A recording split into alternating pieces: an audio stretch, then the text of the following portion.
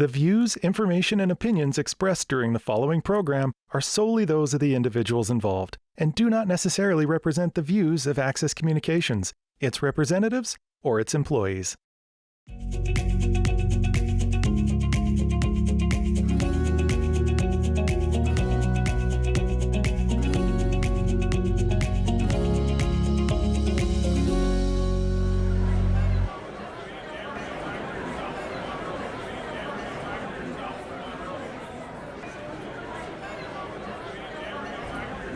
Welcome.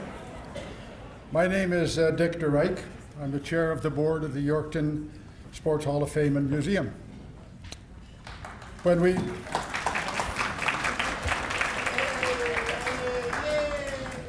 doesn't take much, does it? When we reactivated this organization after it had been idle for about 6 years, we really had no idea what to expect. No idea how it would be received in the community. No idea what kind of support we could get. We are, quite frankly, blown away by the response we've had as we hold our first induction in 8 years. We've had incredible support from the business community. Canadian Tire came on board as the premier sponsor, and 32 other businesses and organizations joined to help give new life to the Sports Hall of Fame. You see them listed on signs around the room and in the program. Yes, Jack, thank you very much. Oh, that's going to fall off. Just give me a little edge. Yeah, we'll do it that way. Thank you. And there are 260 of you here from all over the map to help us recognize our hometown heroes. On behalf of our board and the class of 2022, thank you. We were convinced that there is a future for the Sports Hall of Fame in Yorkton, and we are so grateful for all the help we have received from all of you. Give yourselves a hand.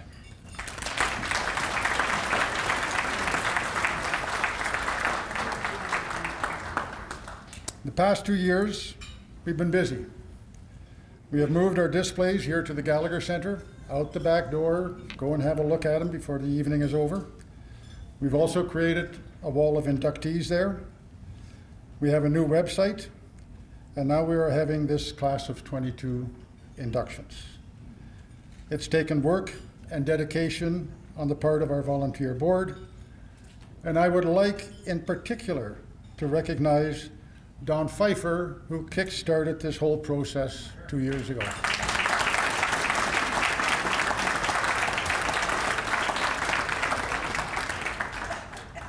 His perseverance, perhaps tenacity is a better word, Don, inspired the rest of us to get on board and to get her done. I would ask our board to stand and be recognized for the work that they have done to help bring this about. Board members.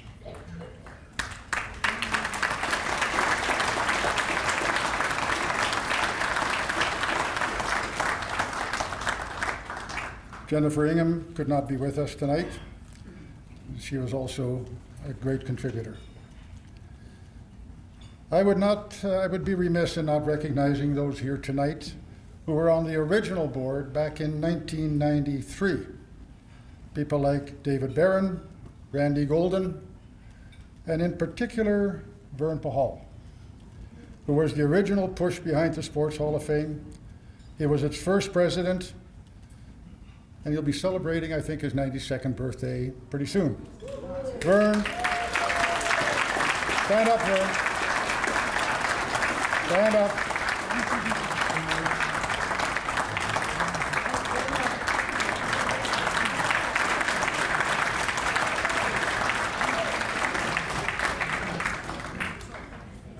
Thank you, Vern.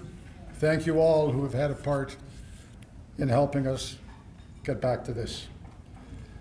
We'd also like to recognize all the past inductees who are here, who were honored in 16 previous inductions held since 1994. Please stand up, all previous inductees. Stand up and be recognized. Barrister, stay standing. John.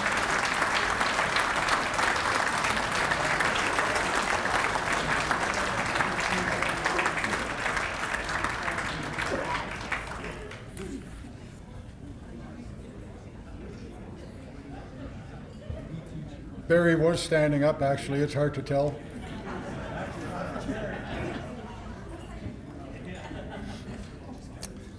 We have a busy year coming up. Over the winter, we will put our museum online. For the past 2 summers, we've been able to hire a student who has taken some 500 photographs of more than 300 items, added descriptions, created a database that will drive the museum portion of our website with the assistance of the Museums Association of Saskatchewan.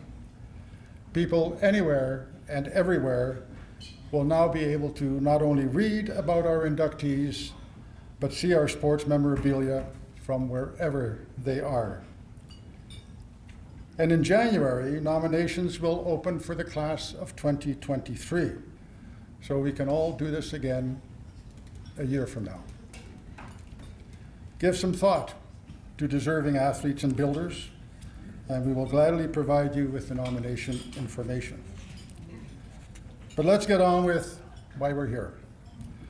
Don Pfeiffer and Ryan Kitchen will lead the inductions of our 5 individuals and 2 teams. Each individual inductee and each team member will receive a plaque recognizing their induction, and each inductee will have an opportunity to speak to you for about 10 minutes. Randy, 10 minutes. Randy?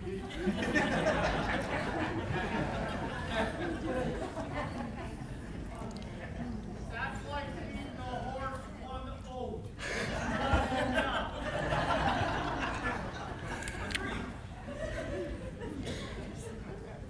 Mayor Mitch Hipsley is with us. Dean Brock, the general manager of our premier sponsor, Canadian Tire. The mayor, Dean, and I will assist with the presentations. We thank Maurice Stacue for volunteering to be our professional photographer, so every moment is recorded for posterity.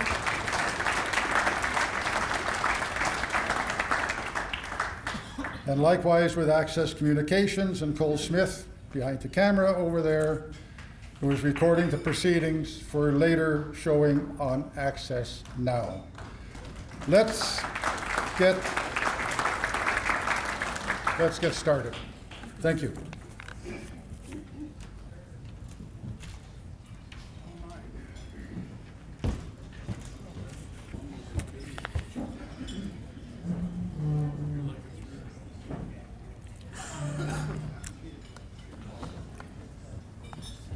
Quietest classroom I can remember. Good evening, ladies and gentlemen. To date, the Yorkton Sport Hall of Fame has inducted 79 individuals and 17 teams.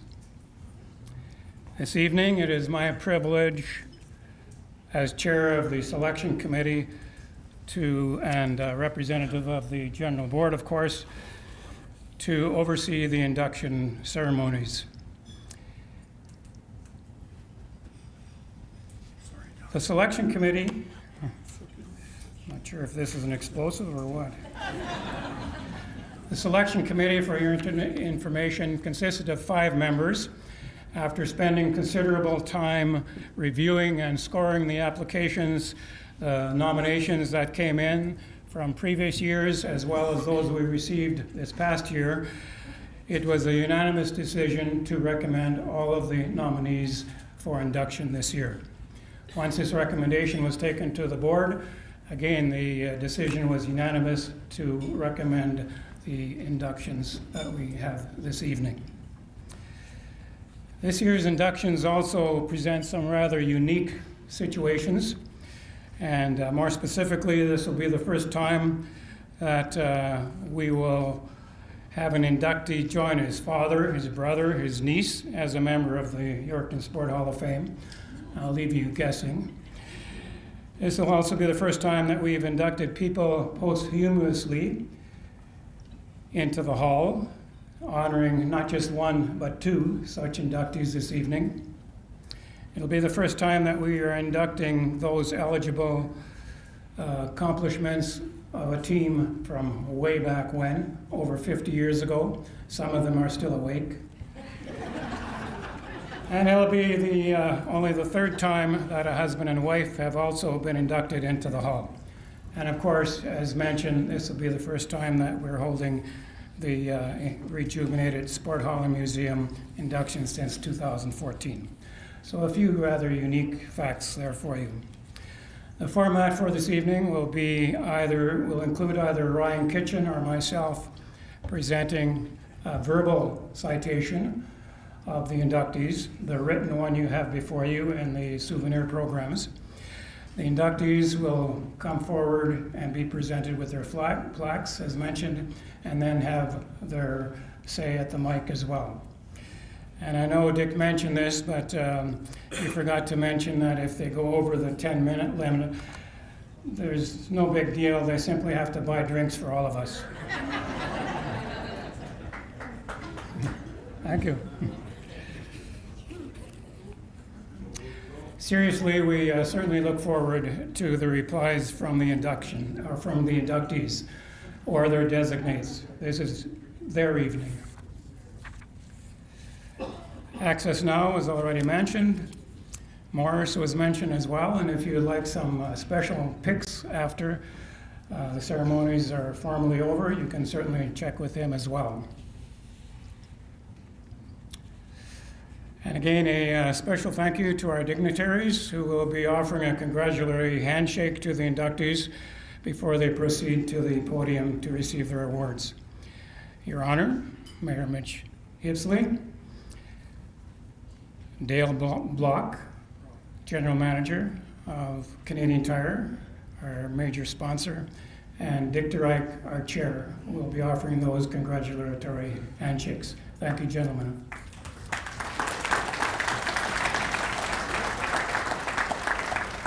As well, I'm sure you may have noticed, but around the room, both at the front and at the back, we have memorabilia from the inductees and the teams as well. Feel free to browse through those displays after the ceremonies.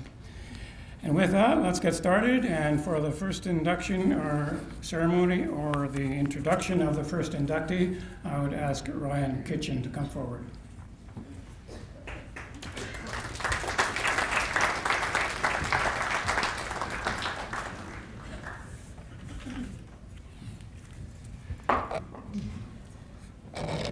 Thank you. So, you know, it's amazing. If you were to look at a world map and pin all of the locations that Susanne Mitchell has attended in her capacity as one of Canada's top certified international Taekwondo referees, you really would find that there aren't very many empty spaces remaining on that world map. The listing of events that she has participated in includes Commonwealth Championships in Australia and in Winnipeg, the World Taekwondo qualifications and championships in countries such as Egypt, England, Russia, South Korea, Tunisia, Uzbekistan, as well as Olympic Games selection camps in London, Rio, and Tokyo. At these international championships, she has further been recognized as she has been awarded the Best Referee Awards at the 2008 Commonwealth Championships in Winnipeg, the 2010 World Military Games, the 2014 First World Cadet Championships in Baku, Azerbaijan, and the 2022 Best Poomsae Referee Award at the Dominican Open in Punta Cana, Dominican Republic. Susanne Mitchell's contribution to the sport of Taekwondo is undeniably impressive, and it all began locally right here in Yorkton, where she was acting as an instructor at Keys Taekwondo. While as a Taekwondo instructor with Keys Taekwondo since 1998, Susanne has been involved in mentoring many young local athletes and referees for provincial and national competitions.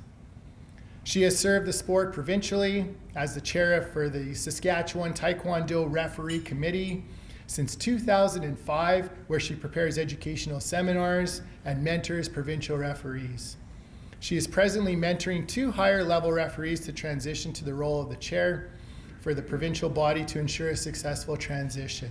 In 2017, Susanne received the Saskatchewan Sport Official of the Year Award. Now, perhaps the most impressive of Susanne's listing of accomplishments is the number of provincial, national, and international competitions that she has attended and participated in, where she is often utilized as a ring manager, charged with the smooth operation of the event's proceedings, and the managing and mentoring of referee team members. While scoring her during the preliminary analysis, it was quite easy to see that she is certainly worthy for induction into the Yorkton Sports Hall of Fame. Susanne joins her husband, Master Wayne Mitchell, in induction to the Yorkton Sports Hall of Fame after Wayne was also inducted in the sport of Taekwondo in 2009. Welcome Susanne Mitchell as a builder in the sport of Taekwondo into the Yorkton Sports Hall of Fame.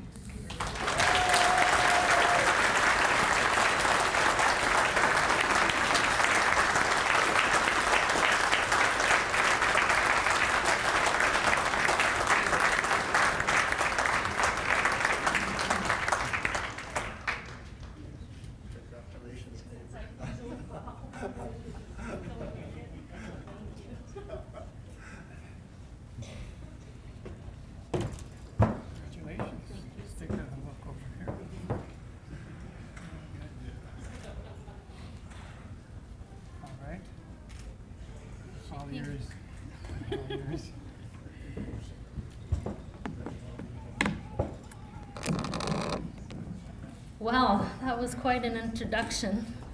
I'm sure my husband prepared most of that. Thank you. I guess when you have it in writing, it seems like a lot. I don't, over the years, feel like it's been all that. I'm not good with speeches. And I'm very, very nervous, so I'm pretty sure I'll be under the 10 minutes. To start out, I think sports are important for everyone, kids and adults alike. I know when I exercise, I feel better, even if it's just to release some stress. And believe me, in my house, there's a lot of stress. I wanted my youngest son to get involved in something, and I was happy he chose Taekwondo. I needed his excess energy to go into something positive. After he started, we thought that this would be a good activity for us as a family to do. Figure that out. So our goal was to reach black belt. Never in my wildest dreams would I thought that I would move further and become a referee, but in order to be a referee, you need to be a black belt. And all along, I'm sure my husband had this idea that I would make a good referee. I started by traveling to events, and I could referee at the same time watch my son compete. And for me, that was important. From there, my next goal was to become an international referee. This would take me around the world. And I do well with setting goals, and I need goals to keep active.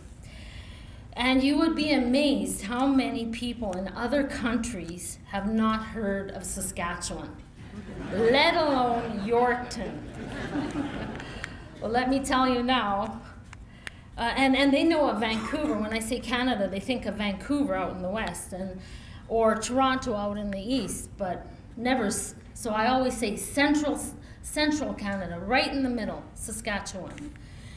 But now, believe me, they know where Saskatchewan is, and they're even probably pronouncing it a little bit better.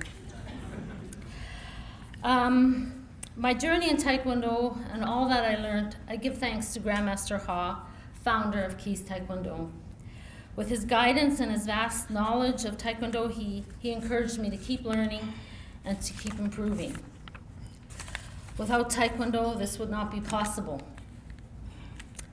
I want to thank my mom and my dad for instilling strong personal values. To always work hard and do your best. I want to thank my family, especially my husband Wayne, Autumn and Matthew, and my extended Taekwondo family. To gain refereeing experience, I had to travel, and this meant being away from home a lot. With their support and working together kept everything running smoothly at the school. And I want to thank my Taekwondo family and colleagues, Victor Surgic, Barbara Evans, Gary Bateman, Monica Vasky-Bornet, Ariel Elfler, Joey, and many others.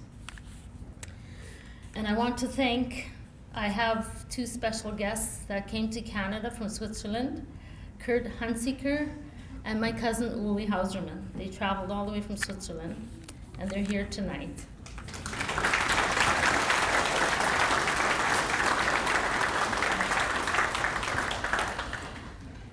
It was something I never planned on doing, and I was always nervous as being a referee. It was when you're, especially at the high level, and you're refereeing athletes who have given their best and trained their hardest, you have to be able to make the right decision very quickly. So it was very difficult, and I often ask myself, why do I keep doing this? But I want to make a difference. And the knowledge that I gained over the years, I want to pass it on to those that are up and coming, so it'll keep the sport alive and keep everyone active. And I guess most of all, for me, it's Taekwondo, and it's a Taekwondo family, and family is important. So thank you, everyone, and always remember to do your best to be your best. Thank you.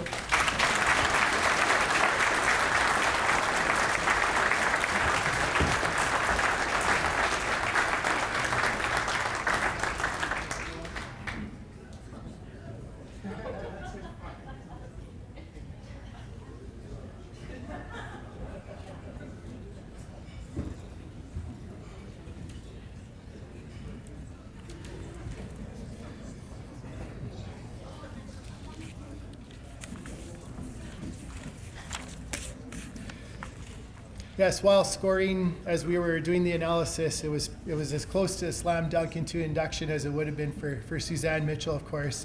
And this next one as well, as we started the process, very early on, we knew what the conclusion was going to be. A hockey career that took Ian Gordon to international levels all began at the age of 5 with the Yorkton minor hockey system. It's amazing how everybody achieves so much great things at the international level, but it always starts in Yorkton. Playing as a goaltender at all levels of minor hockey in Yorkton, Ian went on to the Western Hockey League, playing with the Swift Current Broncos and the Saskatoon Blades. In that 1992-93 season, Ian and the Broncos won the Western Hockey League Championship and then represented the WHL at the Memorial Cup. The following season, Ian was named as the Broncos' most valuable player. And in his final junior season, Ian was then traded to the Blades and then was named as the MVP in Saskatoon as well. Following this junior hockey career, Ian signed his first pro contract with the NHL's Calgary Flames. And then he spent 2 seasons playing with their affiliated minor team, the St. John Flames, in the American Hockey League. Ian then went on to the International Hockey League and spent 3 seasons playing with the Grand Rapids Griffins, the Utah Grizzlies, and the Cleveland Lumberjacks. While playing with the Griffins, he was selected to play in the International Hockey League All-Star Game in 1998. In 2000, Ian signed his first overseas contract, signing in the German Elite League. Ian would go on to play 13 seasons in this league. While with the Frankfurt Lions in 2004, they won the league championship. Ian also was selected as a league all-star in the 2008 and the 2009 seasons.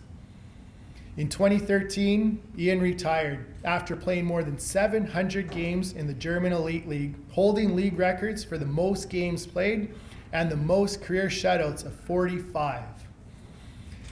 After this playing career, Ian transitioned to a coaching career with the WHL's Seattle Thunderbirds, where they won the 2017 league championship, and he participated in the Memorial Cup, as well as the Alberta Junior Hockey League Spruce Grove Saints. Ian is now currently the Director of Goaltending, goalie coach for the WHL's Red Deer Rebels.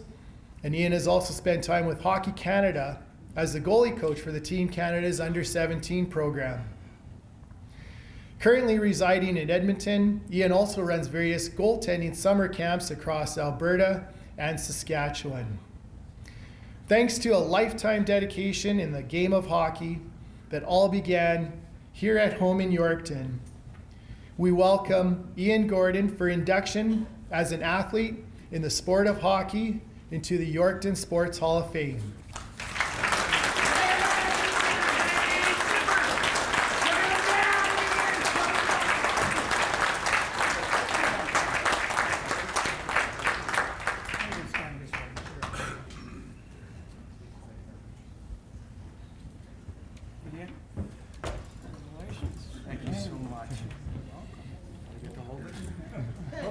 By the way.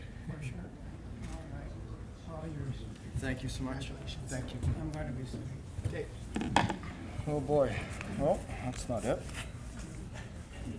I'm about as prepared as I was for a speech in junior high, Mr. Pfeiffer. So,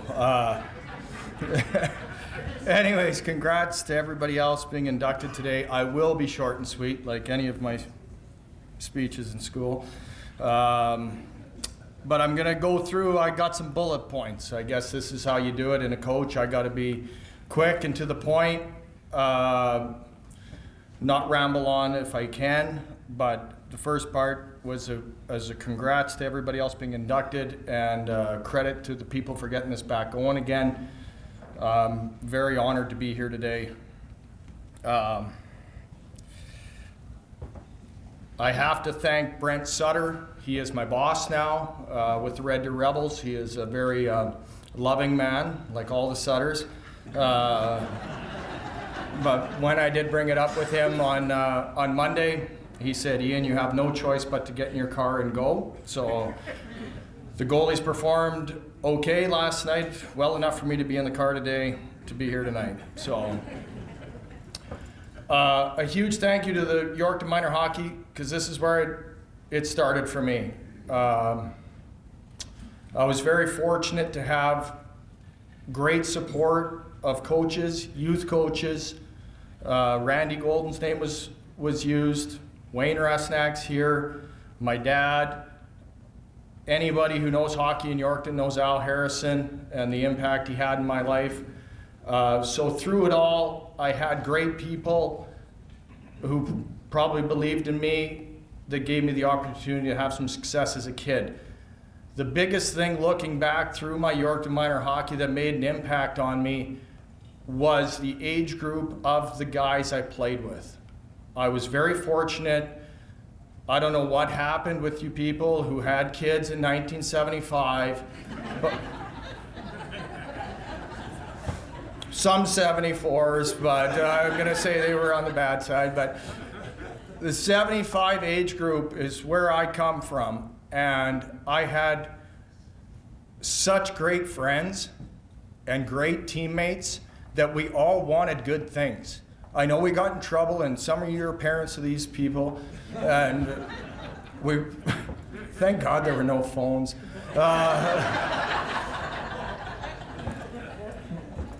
But I had great friends growing up, and we did every sport together, and even if you weren't athletic, like Jill Powell's here, Scott was with us every step of the way. Brad Harrison, he messaged me today. He's a trainer in the NHL, how proud he was. We spent so much time together that we just wanted good things. And for me, my friend group from 1975 made me an opportunity. From that moment, there's another thing in this city that's maybe not recognized. It was called the International Goalie School. So if anybody knows hockey, it was an innovator of the position. And I work in the business now, and what we were doing then was probably ripping people off, but it was the only thing going. And I met so many goalie people through it, and guys that play in the NHL, and I still talk to these people today. Some of them are goalie coaches. Some of these people are from all over the world. But Reg Kachanowski, he started something in this town that was so unique to Canada that people have no idea the impact on how many goalies he touched through that time. So just another thing that started in this town, like an opportunity that started through Yorkton Minor Hockey. What Reg had started in Yorkton with international goaltender schools, another thing that had a huge, huge impact on my life. I was lucky to transition to the Western Hockey League after being here in Yorkton through Yorkton Minor Hockey. I'm going to acknowledge some people in the Western Hockey League. I had some good coaches. I had some questionable coaches. If you know my timeline, I did play in the Graham James era in Swift Current. It was a time that has been forgotten by many, but I was there, so I know what it was like during that time. That is now being more discussed in today's hockey, but it was a difficult time for a lot of people. But now that some of it's coming forward, I do have to acknowledge that's where I started. There was also really good people there at the same time. I look back at my time in 1992-93, we went to Memorial Cup. We had some real dysfunctional thing, but I'm a member of a group chat of 20 players from 1992-93. We have 18 of us that still chime in every few days. And that's what hockey builds. Hockey builds a family, like a lot of sport does. But through my time in 1992-93, like I said, it's very questionable for some. But for me, it was rewarding in the family that I came out of it. The next year I had the opportunity to be coached by Todd McClellan. Some people would know him. He coached in the National Hockey League, and that was his first start in the WHL. So I learned from him, and at that point, I was fortunate enough to get traded to the Saskatoon Blades. At that time, at the height of hockey in the Western Hockey League, Saskatoon was a flagship place to play. I had Lauren Mulliken, who's a very, very popular man in Saskatchewan, as my coach, very, very good man, and Daryl Lubanicki, who has ties to the Yorkton area. And he was, I would say, brutally honest. He described my play one day in Brandon as, "Gordon, I could see the hurt in your mom's eyes when I was leaving the ring." I don't think I played well. I got on the bus. I was like, I don't know what did I do to my mom. I only gave up 6. Anyways, as I continue, I'm just going to touch on the Western Hockey League, and I'll finish up here quick. Now that I'm in the coaching side, I was fortunate. I got my first chance as a goalie coach in the Western Hockey League, Seattle Thunderbirds, legendary general manager by the name of Russ Farwell. He is the man who orchestrated the Eric Lindros trade when he was the GM of the Philadelphia Flyers. He gave me my first opportunity, alongside with Steve Konowalchuk, the head coach at Seattle at the time. We went on a journey together to win a Western Hockey League. For some odd reason, he trusted me with the guidance of the goalies.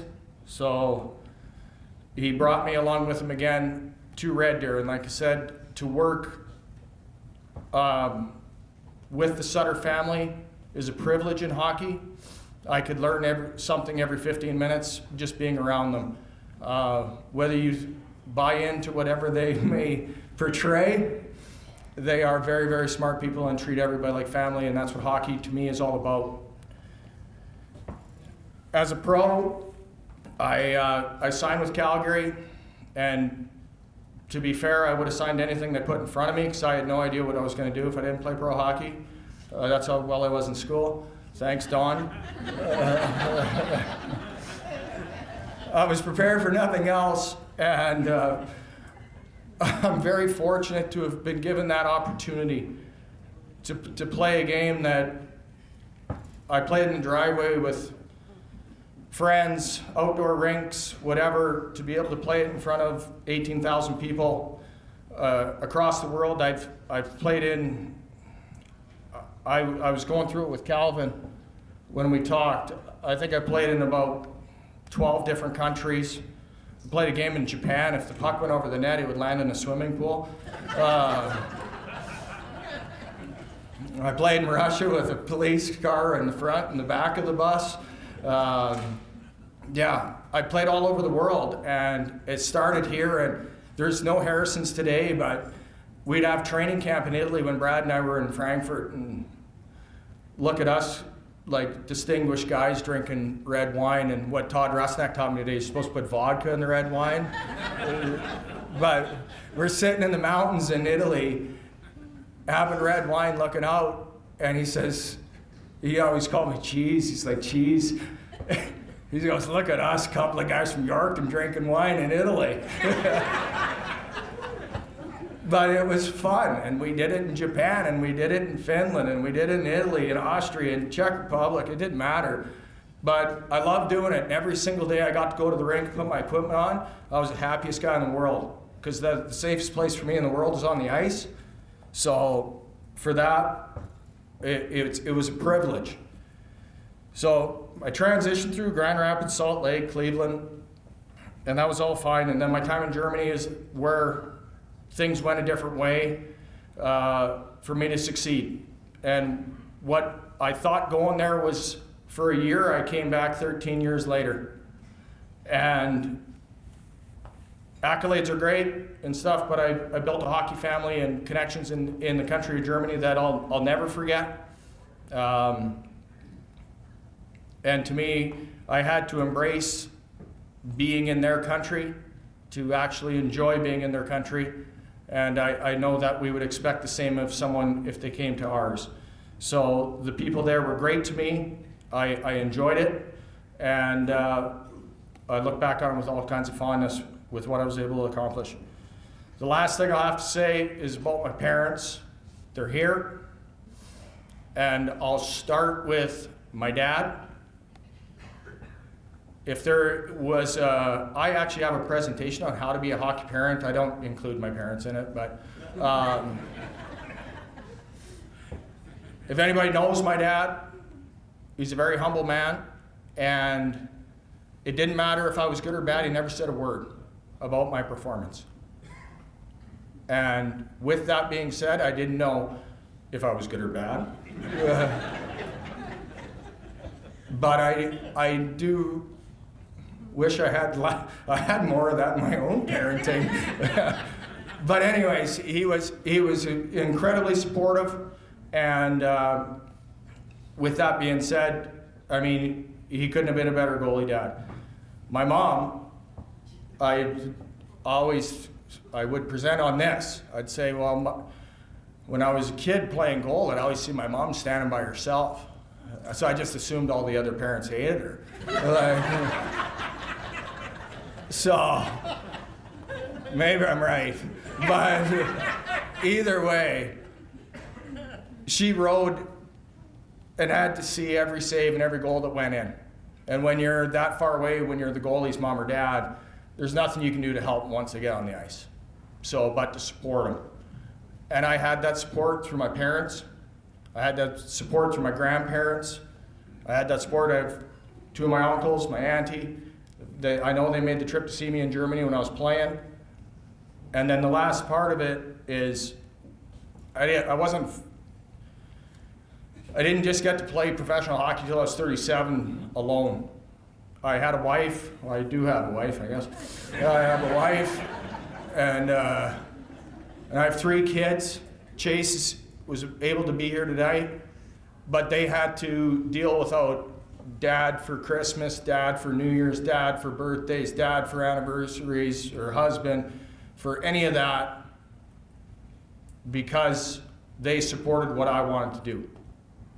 And I was lucky to be able to do it. Like I said, hockey for me is family, and for me, I felt like I had the biggest family in the world because of the sport. So thank you very much for inviting me back today. Very humbled to be here, and thank you, thank you, thank you.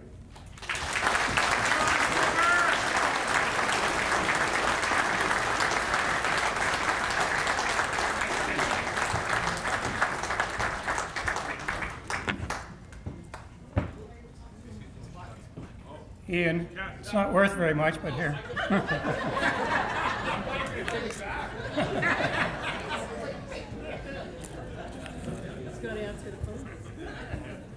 Thanks, Ian. It's amazing how successful people can be after they leave grade 9.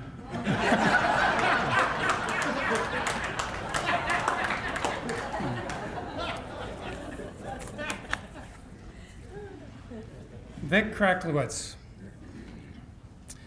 In 1961, as playing coach of the Yorkton Senior Terriers, Vic, at the age of 33, lost his life in a tragic car accident on his way to Saskatoon, on his way to play in a senior game in Saskatoon. Previous to this, 45 through 50, Vic starred with the Moose Jaw Warriors and Flin Flon Bombers of the Saskatchewan Junior Hockey League from 51 through 61, alternately playing and coached the Yorkton Senior Terriers and the various teams in England and Scotland that played in the British Elite Hockey League in those years. After joining the Streatham team of the British League in 52, he soon became a fan favorite and was named to the All-Star team by the Ice Hockey World magazine. His team in that year was also named Team of the Coronation year in the league, and it was here that the press reported that he met and married a pretty Streatham girl named Sylvia. And as you know, she still lives here with us in Yorkton, and you'll hear from her shortly. With all the talk involving the royalty lately, it should be noted that Vic had a connection there as well. In the same year, 52, Vic was honored by Prince Philip, Duke of Edinburgh, for his role in staging and playing in the Great Royal Night of Ice Hockey played at Wembley Stadium. Didn't know they had ice there, but not everyone gets that honor. In 55, playing with the Haringey Racers from London, Vic was top scorer in the league championships, and while playing the highly recognized Trail Smoke Eaters, and many of you will remember that team from Canada, the press again reported that his team beat the Canadians in every aspect of the game. If the truth be known, many of the players in the British League were from Canada, so it was certainly an honor that Vic and his team won out in that particular tournament as well.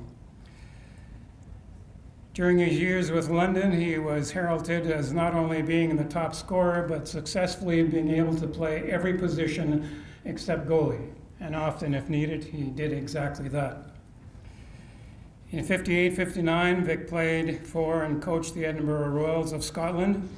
Local players playing with Vic on that team, Vern Pahal, Ed Familak, and interestingly enough, I understand that over those years, Vic and Vern were often selected to play on the all-star teams that competed against teams from Canada, Russia, Czechoslovakia, and the like.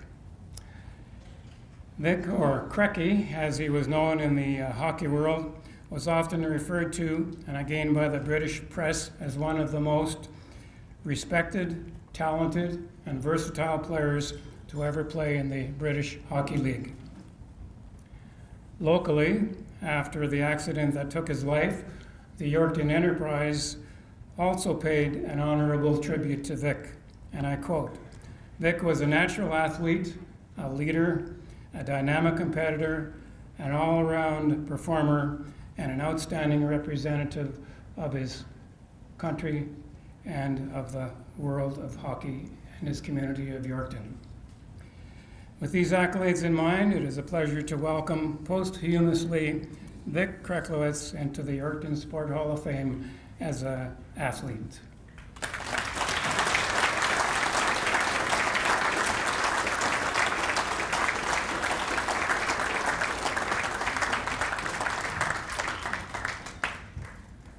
Receiving the award and recognition, of course, will be his former wife, Sylvia.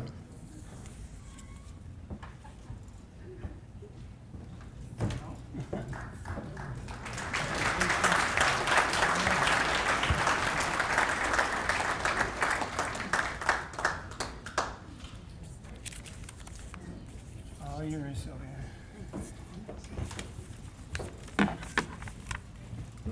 Thank you, Don, Dick, directors.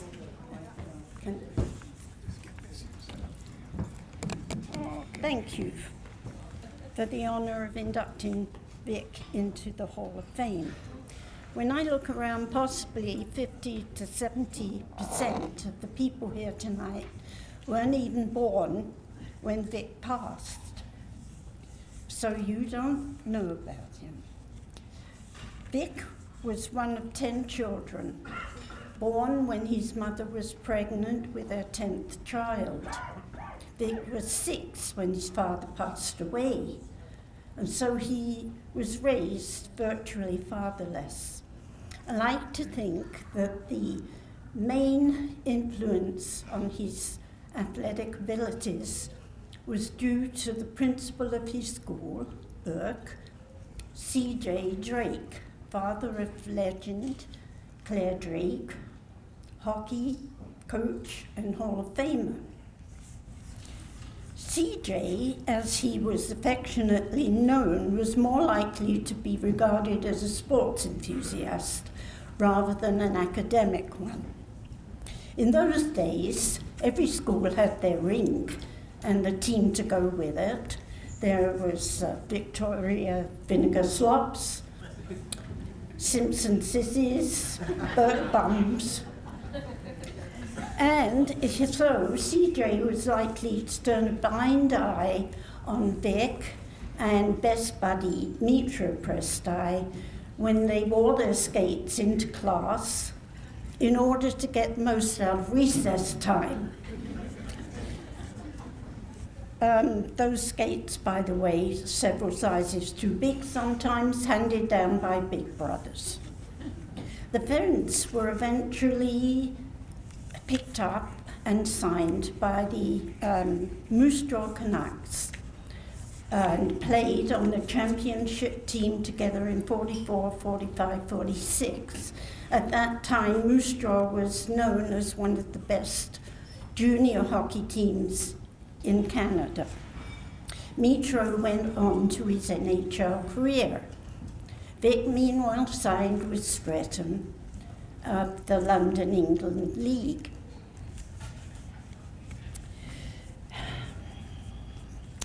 So the names Kreklewetz and Yorkton were beginning to get spread around.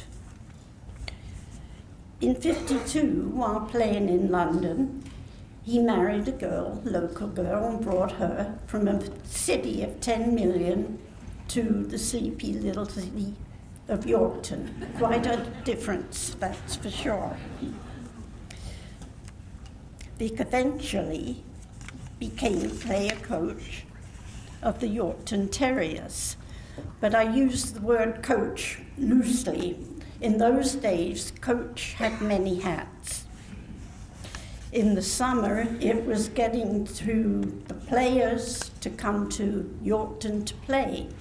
The usual answer being, well, I don't think my skates will make it another season. And so the bribe would be, well, what if we buy you a new pair of skates and it's free room and board? And that would do the job. Dot for the team also procured in the same kind of way, lured by a free season ticket. The love of the game was never truer. Another issue was getting the team to away games. No big bus then, it was carpooling. And since most of the players didn't even own a car, it was beg or borrow from fans, or mostly the executive. No banquets then either for winning anything special. On the very special occasions, it was back to Baba Kreklewetz's for pierogies and cabbage rolls. And for not so special occasions and wins, it was somebody's living room for the usual fare of garlic sausage, pickles and cheese, and bring your own beer. After one get-together, I distinctly remember Doc, who was team doctor then, Atkinson, looking and seeing that Vic needed a stitch or two cut during the game. Went out to his bag, got his bag in, and proceeded to stitch Vic up while the rest of the guys just sat around drinking beer and watching it. As you all know, on the second day after New Year in '61, the team was supposed to play the Saskatoon Quakers. Vic was having a hard time getting the team together. He only had 7 players committed. He waited to see if it grew, but no, took off in the end in a car with one other Yorkton player, and was to pick a Melville player up on the way. As you know, there was the tragic accident on the way, and Vic was killed instantly. He was 33. The game, which was delayed, the announcement of the accident was in the second period, and management agreed to reimburse people with their fee. The team, Yorkton, Vic and Monksnam, agreed to play on with the loan of 3 players from the Quakers. The game was completed. Vic's family was left with 3 little boys, Wayne, Lance, and Dean, surname now Gay. It was a great show of appreciation from the city that they held a benefit game for Dean, and enough money was raised for the family to purchase a small house in which to live. Vic's 3 sons played all their hockey in the area, Yorkton, Theodore, and Dean, a Terrier, produced 3 grandsons who also played. Ryan, a goalie, Brent, Marlers, Millionaires and Sate, and Brandon, AJHL, Pittsburgh and Wisconsin. There are now 3 great-grandsons. Vic would have been proud. And also on the way, I did produce a girl, and she's an athlete in her own right, Sherry, now Altman. And I know if there'd been a hockey team then for girls, Sherry, you would have been one of the first to sign up.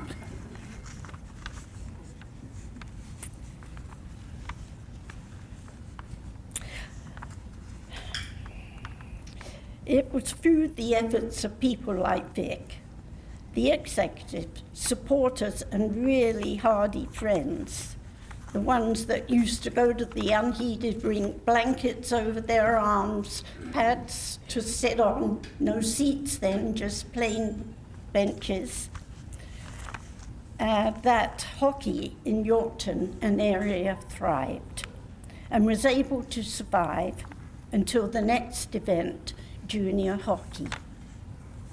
I wonder if the kid sitting at Burke School at his desk with his skates on ever dreamed that one day he would be playing against the national teams of Sweden, Finland, USA, Czechoslovakia and Russia, and on the way have a chat with the husband of the Queen of England.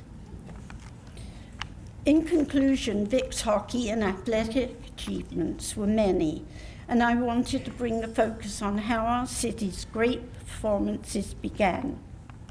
They began with folk like you in the days of no TV, no fancy locker rooms, no team buses, no high-end salaries, just die-hard hockey enthusiasts who persevered through thick and thin for the love of the game. Thank you. I'd like to also, while I'm up here, thank my family, all of them who are here today, for supporting Vic and myself.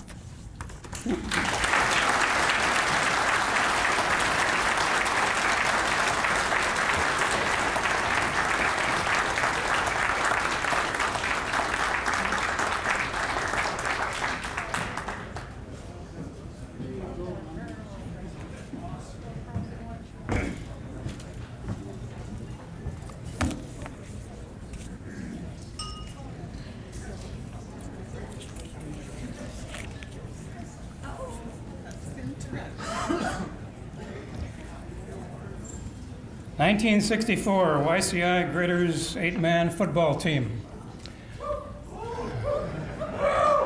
They're still alive.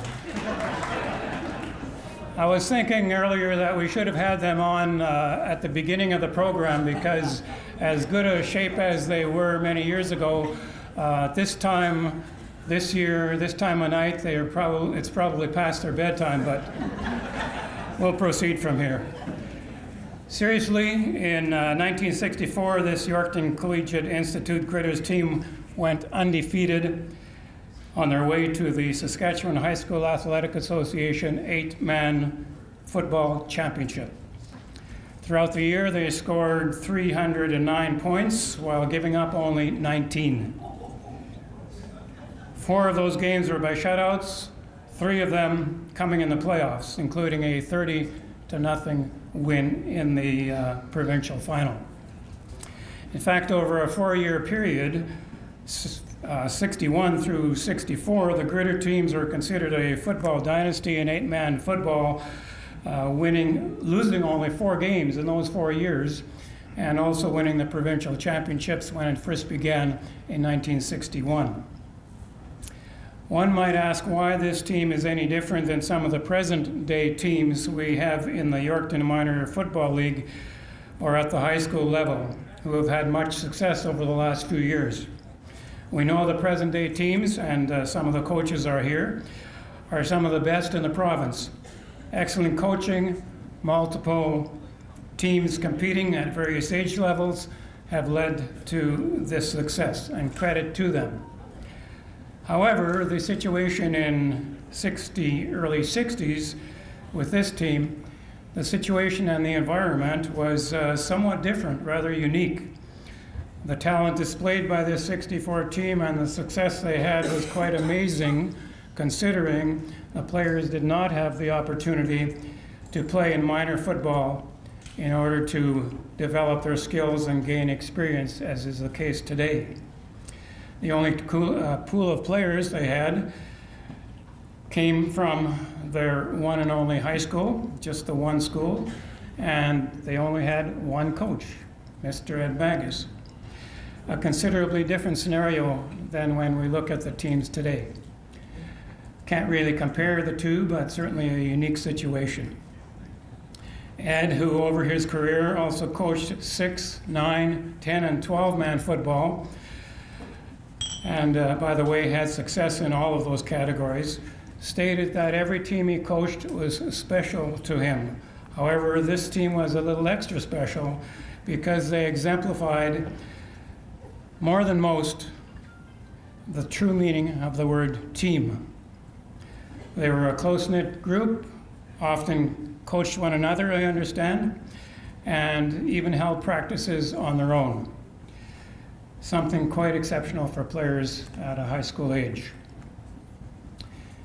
It is also thought that had they had the opportunity, there was some politics involved there, of course, had they had the opportunity to play in the 12-man league in Saskatchewan, they would have also done very well those years and had much success. With the talent displayed and their exceptional record of achievements, although a long time coming, we welcome the 1964 YCI Gritters into the Yorkton Sport Hall of Fame under the category team.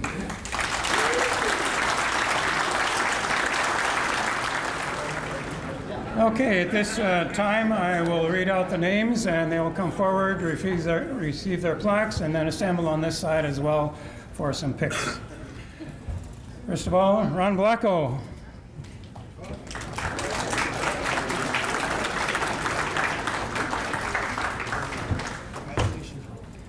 Thanks. Gord Gleason.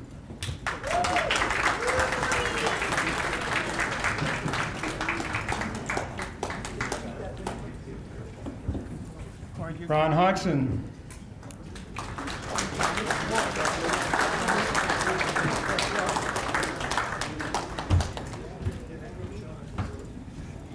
Stan Len.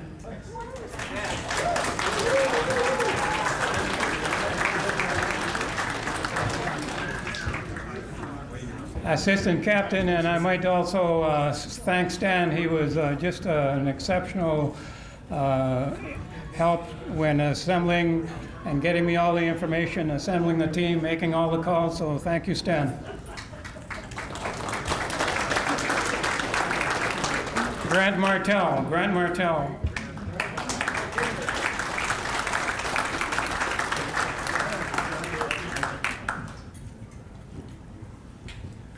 Les Miller, captain.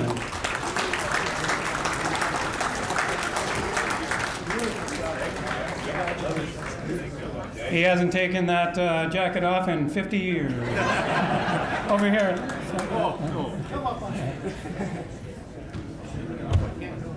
Wayne Rusnak.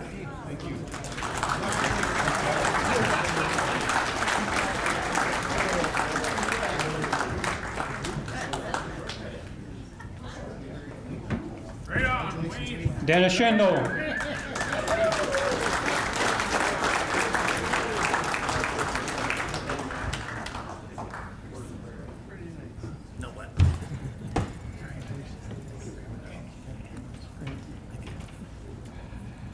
Terry Stave.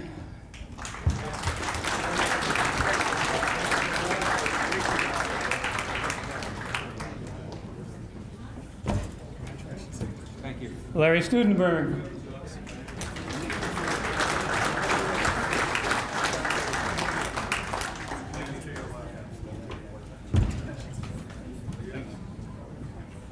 Gord Tamlin.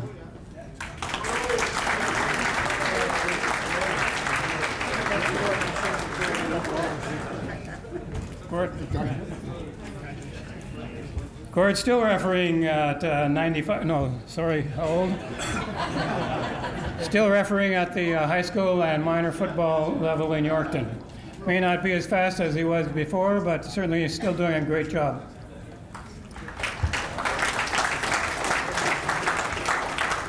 Ted Wright.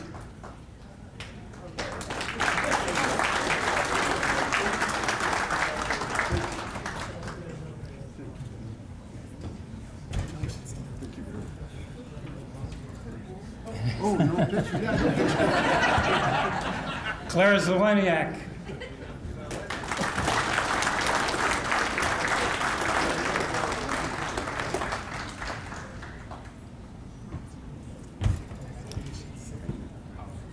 Coach Ed Magus.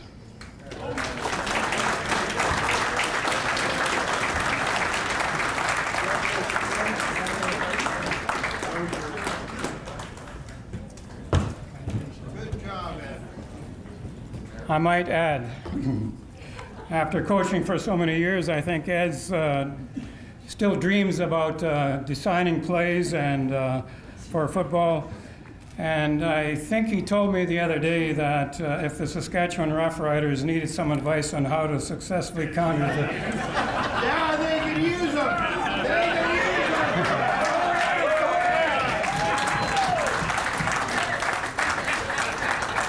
More specifically, I think he'd have some advice as to how to counter successfully the three-man rush. And of course, their manager, trainer, whoever held them all together, Luba Magus. Come on up, Luba.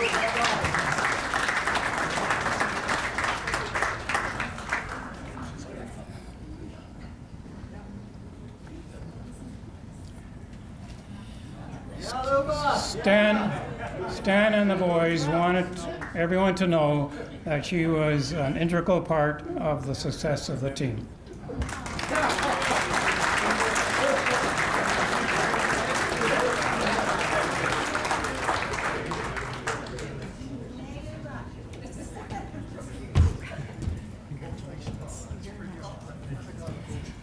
Okay, team members unable to be with us this evening, but who have an appointed designate will now accept the plaques on behalf of the following.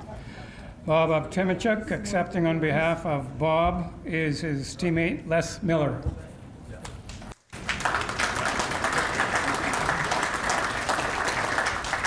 Wayne Eddy, designate Brian Ford.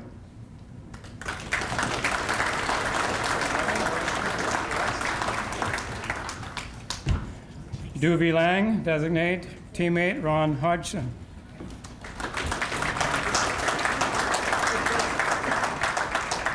Dennis Levesque, designate teammate Claire Seleniak, and also he'll be receiving Gerald Novakoski's plaque as well.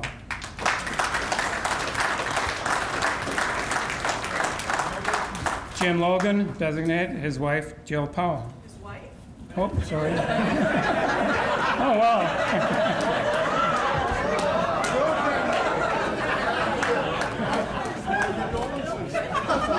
Do I know something you don't? Jill? I'm not his wife, dear. I know. Thank you.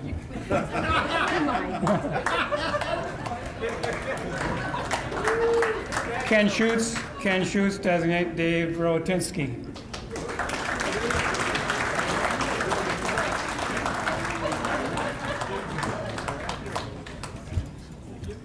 Alexander Torsky, designate Kirk Kielbach.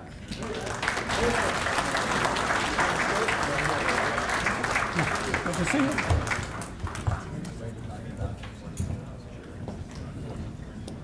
And teammates or team members being inducted posthumously: Daryl Engel, designated and accepting an award, Brother Don.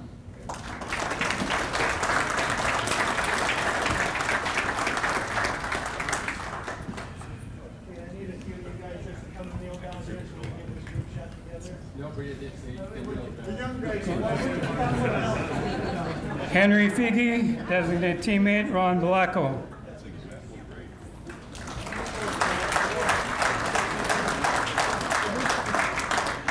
Bill Haynes, designate teammate Ron Hodgson. Bill Wright, accepting on his behalf grandson Tate Hoffman.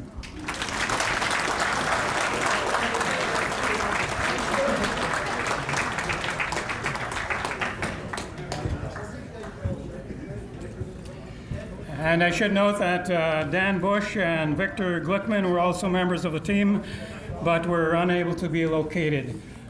Team of 64.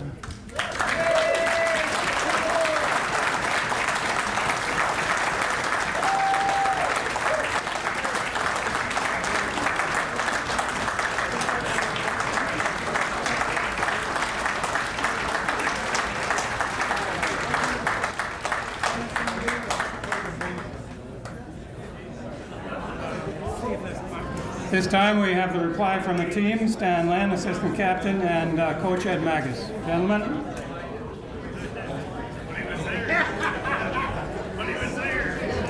Speaker first.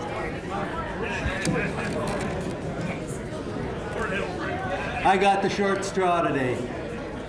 Hello and congratulations to the other inductees. Hello and thanks to members of the Yorkton Sports Hall of Fame. Hello, Gritters. Hello. That's just like them. As soon as I start talking, they turn off their hearing aids.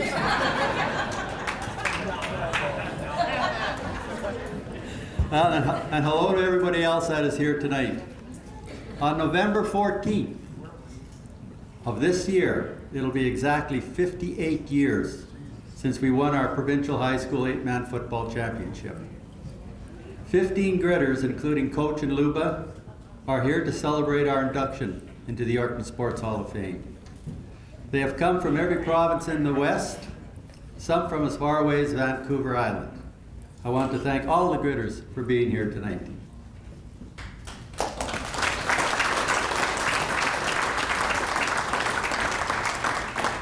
One accomplishment that we had in 1964 that I really have a lot of, I really like. We never trailed for 1 second in any of the 10 games we played in 1964. No high school team from Yorkton has yet come close to what we did in 4 years, and I'm hoping that the present edition of the Raider Gritters will beat that record after 58 years. So why did the Gritters have such a successful season in '64? There's got to be some reasons. and there are, some of them apply, maybe some don't, I'd like to say that it can best be described as a perfect storm in the making.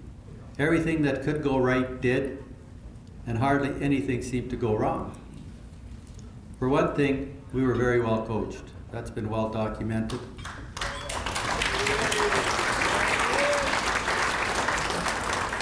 We had tremendous leadership on our team. This came mainly from the 8 gritters that were on both provincial champion teams in 1961 and 64. They were the wardens of our team. These vets made sure that everyone toed the line and kept their nose to the grindstone. No one was exempt. This applied to the vets as well. We were so used to winning. Every one of the 27 players on the gritters, from the vets on down to the rookies, made significant contributions to the success of our team. We played as a team, and we won as a team. We rarely fumbled. We rarely were intercepted. Punts, field goals, converts. Our kicking game was exceptional compared to the other teams we played. We were also fortunate enough to stay relatively healthy all season long, and that helped a lot. But the main strength and foundation of our team was centered around the offensive and defensive lines. It just seemed like all the teams we played against couldn't handle them offensively or defensively. Simply put, we were a well-coached team comprised of dedicated and talented players that was constantly clicking on all cylinders, and they rarely took their foot off the gas pedal. We were like lightning in a bottle sometimes. We probably wouldn't be at this induction ceremony today if it wasn't for Coach Magus. We were very lucky to have one of the very best high school coaches in the province as our coach. As it was mentioned, Coach rarely had any assistants to help him out. He mostly had to do it all by himself. Coach had some very strict rules. There was no type of hazing ever allowed. No rookie parties, no carrying equipment by the rookies. Everybody carried their own equipment. Everybody was treated as equals. The other one was swearing was never allowed in the dressing room or on the field. Coach would constantly remind us that we were the ambassadors of the sport of football. We were representing the city of Yorkton, our high school, and most importantly of all, the image of the gritters themselves. Social media has allowed us to stay in contact with Coach long after our playing days are over, or were over. Our relationship has changed from that of coach-athlete to that of a lifelong friendship.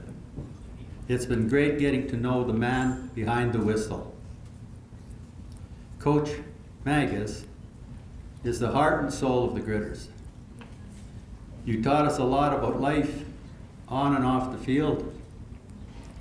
We can never thank you enough for being part of our life. We all love you, Coach. We love you, buddy.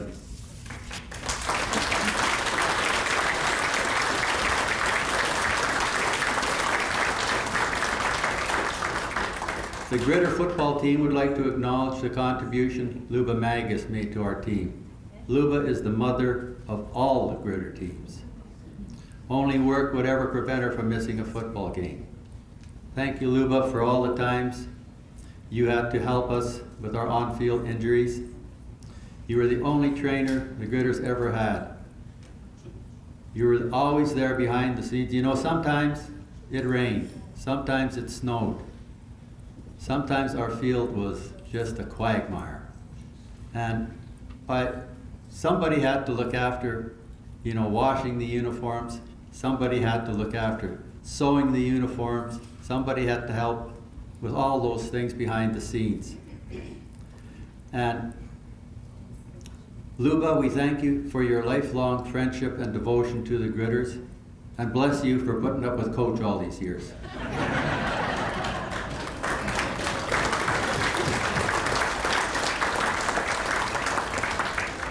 Thank you to all the designates who accepted plaques on behalf of friends. Thank you, Don and Vivian, as well as the Hoffman family, for being here on behalf of your loved ones. Thank you to the wives, family members, and friends who are here tonight to help us celebrate our induction. I'm sure a lot of you used to just roll your eyes whenever the topic of the Gritters came up. A topic that came up, this is a topic that sort of came up last night. The Gritters would like to thank 211 Bets for hosting 33 post-game parties.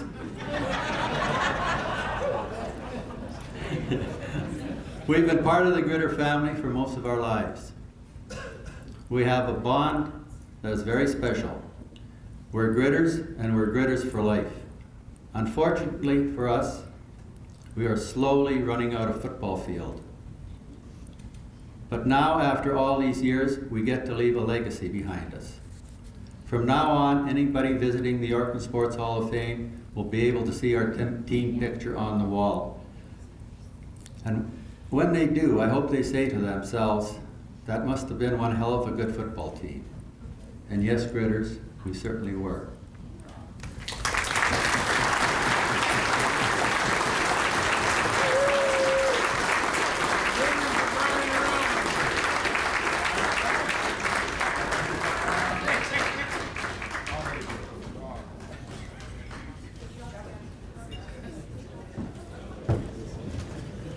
Not really, my wife picked out the tie. Hard to speak in it. I'd like to thank the Sports Hall of Fame. You know, they've had a hard time. They have a lot of teams that are worthy to be on the team and in the Hall of Fame. But this team, as you can tell, it was an exceptional team. They don't have to have myself promote themselves. An example, Stan Butch came up and did the presentation. I did not pick, or I did not nominate the team.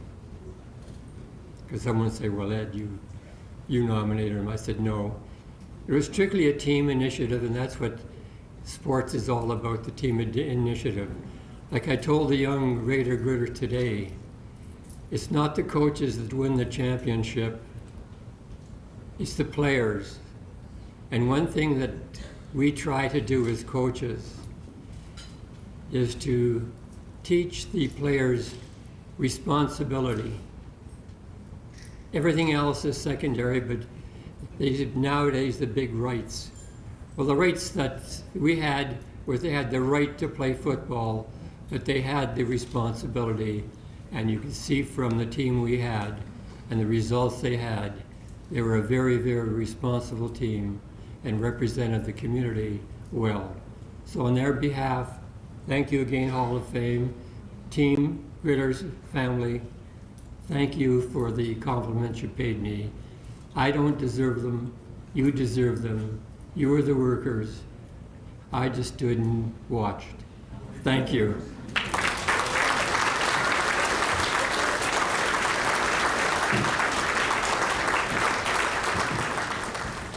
Larry Renton.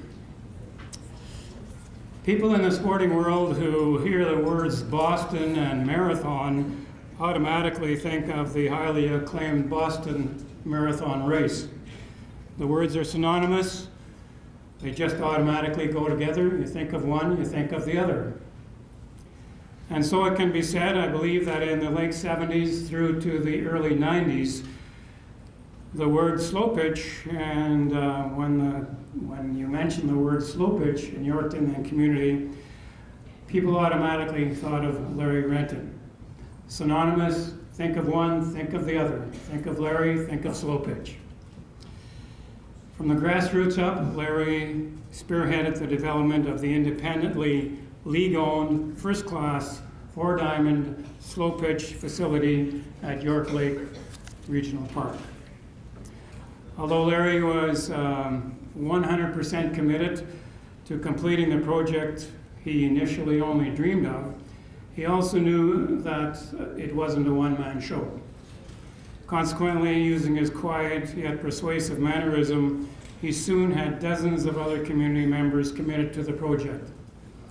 As well as with their help, the facility at York Lake was completed in 3 years rather than the projected 5. After the completion of the Diamonds, the league soon went from 10 teams to 45 teams and with 1,000 players. 1,000 players. I think that proves what I believe Larry was also thinking those days, that if you build it, they will come. Where have we heard that before? In reality, one could say it was through Larry's efforts that hundreds and hundreds of athletes within our community were influenced to become more actively involved with the sport of slow pitch, whether at a recreational or competitive level, and whether it was in an administrative role or a mentoring role. Larry mentored dozens of people connected with the Slow Pitch League as well. More specifically, it was Larry who negotiated the land deal, land that was required for the site, negotiated a deal with SAS Power for the lighting of the 2 of the 4 diamonds, negotiated a deal with Atkinson for $30,000. Larry was behind all these negotiations. We also know that it was Larry who spearheaded the many fundraising events that would eventually result in the $400,000 facility being debt-free within a few years. Once the diamonds were completed, fully operational, again, it was Larry who was most instrumental in bringing many of the tournaments to Yorkton, including those at the provincial and national level. Over his 20 years, Larry was also part of the executive, sat on various slow pitch boards, not only locally, but also on the provincial level, served as president, secretary, treasurer, and also a Saskatchewan rep to the National Association. In 1988, Larry received a special certificate of recognition that read, and I quote, "The Government of Canada proudly salutes Larry Renton in grateful recognition of your contribution to the community." The reference, of course, being made to his involvement with slow pitch. With this in mind, and in consideration of his leadership and efforts in promoting the sport of slow pitch in and around Yorkton and the province of Saskatchewan, we welcome posthumously into the Yorkton Sport Hall of Fame as a builder, Larry Renton.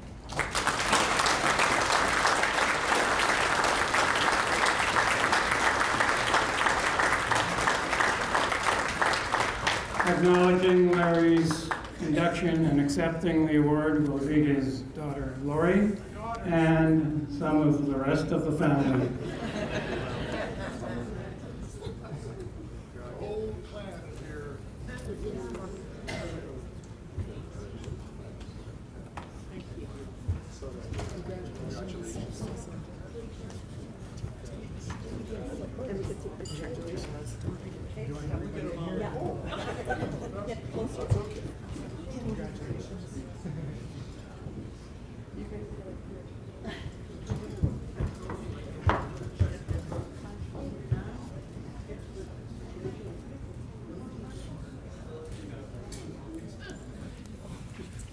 So what a great honor to be standing here to receive this beautiful recognition in honor of a man that we're fortunate to call our dad, Larry Renton. A special thank you to Yorkton Sports Hall of Fame for bringing this all back in their committees, and great job and congratulations to all the other well-deserving recipients. All you football players, Mr. Kreklewetz is pretty cool.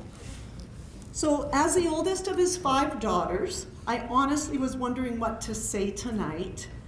Imagine that, Lori Renton lost for words. Hey, I only got 10 minutes.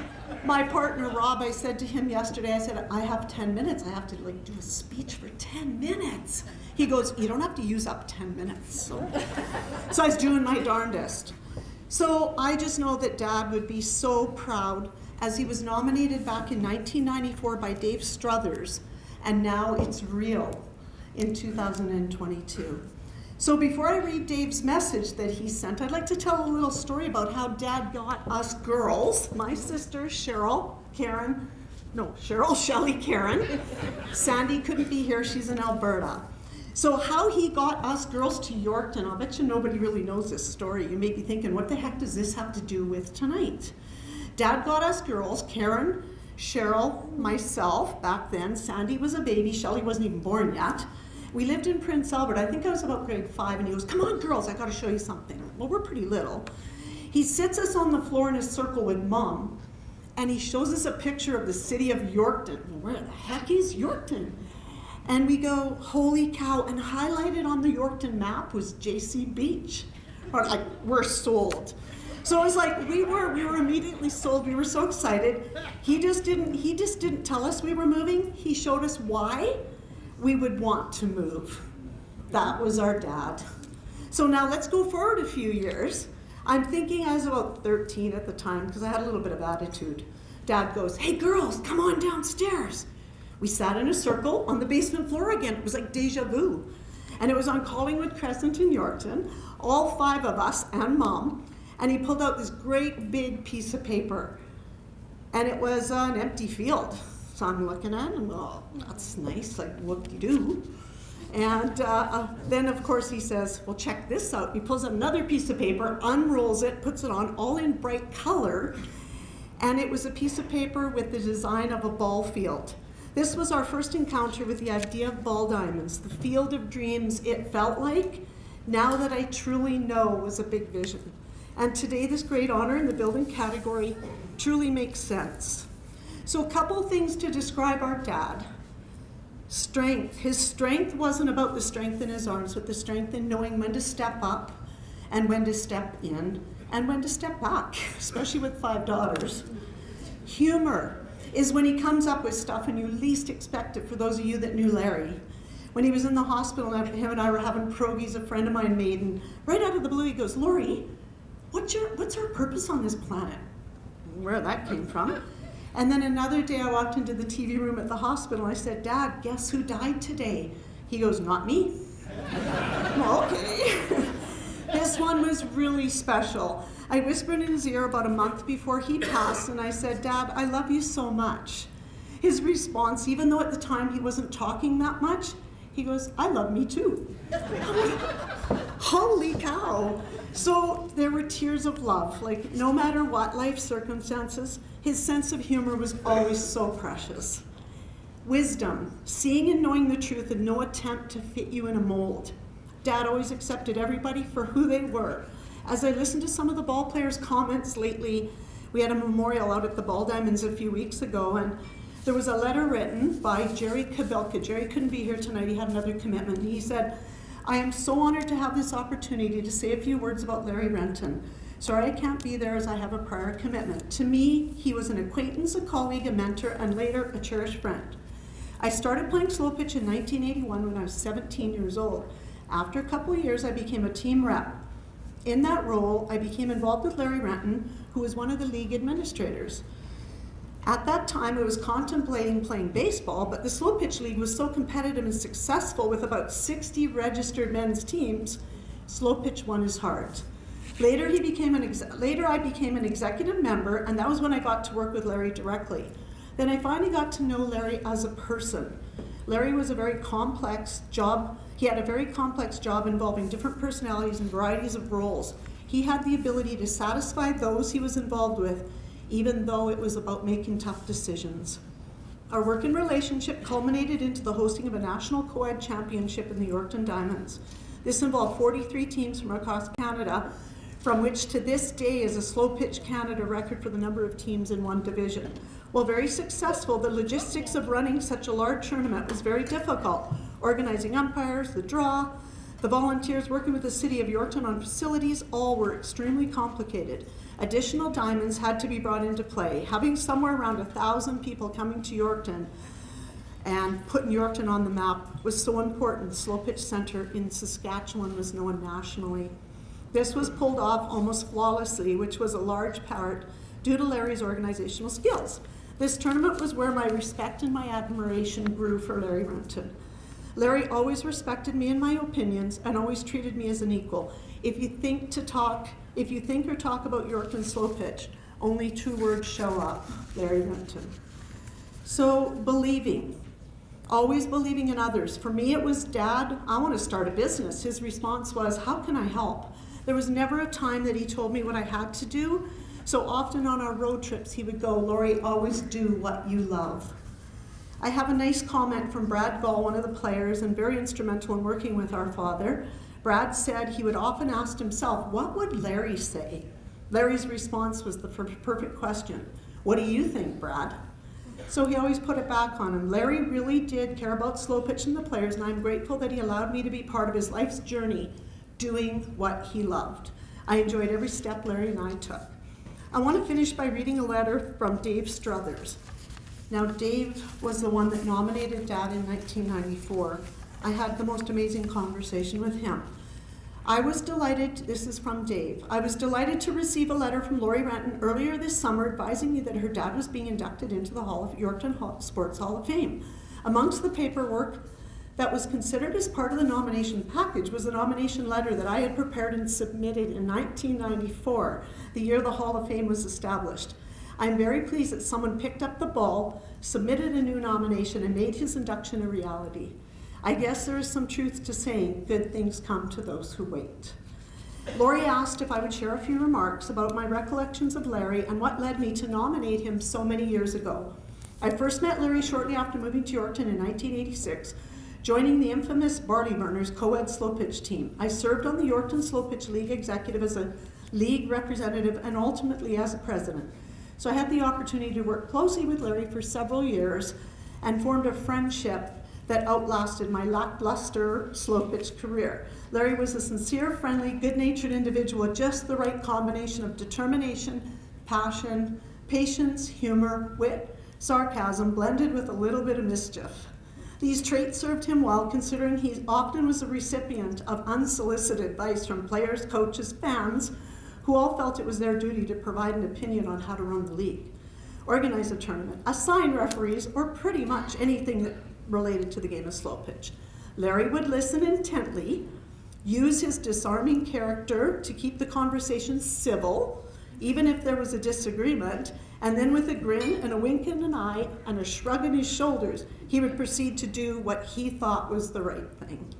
Based on the success of the Yorkton Slow Pitch League, I'd say he did the right thing many times over. He always kept the interests and well-being of the league and the regional park at the forefront. Over the years, him and I had lots of great conversations at the clubhouse, on the diamonds, at the league office, which I think changed at least 4 times during the years in Yorkton. What never changed was Larry's passion and commitment to York Lake Regional Park and the Yorkton Slow Pitch League. When my time on the executive ended and I no longer played slow pitch, our visits became less frequent. But when we met on the street or at a meeting, Larry always made time to chat and ask about my work and my family. He was a genuine article, and Yorkton owes a debt of gratitude to Larry for his contributions to the community. In some measure, this debt has paid off through the induction into the Yorkton Sports Hall of Fame. Thank you for this opportunity to share a few thoughts. Congratulations to the Renton family on this wonderful occasion to celebrate Larry. I know he would be honored, proud, and humbled to receive this award. Sincerely, Dave Struthers. So I am so honored to call you Dad. You taught so many life lessons, Larry, throughout our lives, not only for your girls, but for so many. I believe without you even knowing it, just leading by example. And those memories will continue to shine on in all of us. Thank you again, Yorkton Sports Hall of Fame, for this wonderful recognition.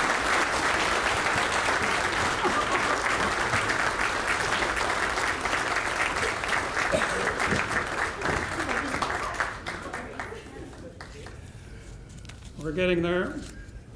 Randy Atkinson.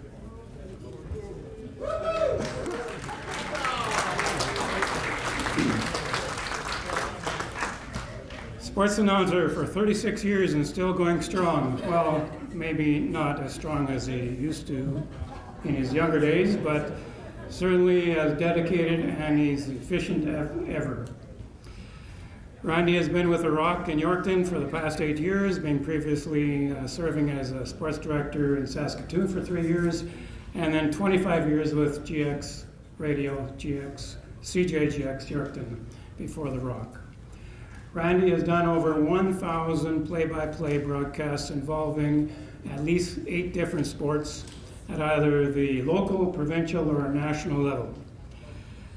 Anyone who knows Randy knows that his sports broadcasting career has meant more than just a job to him.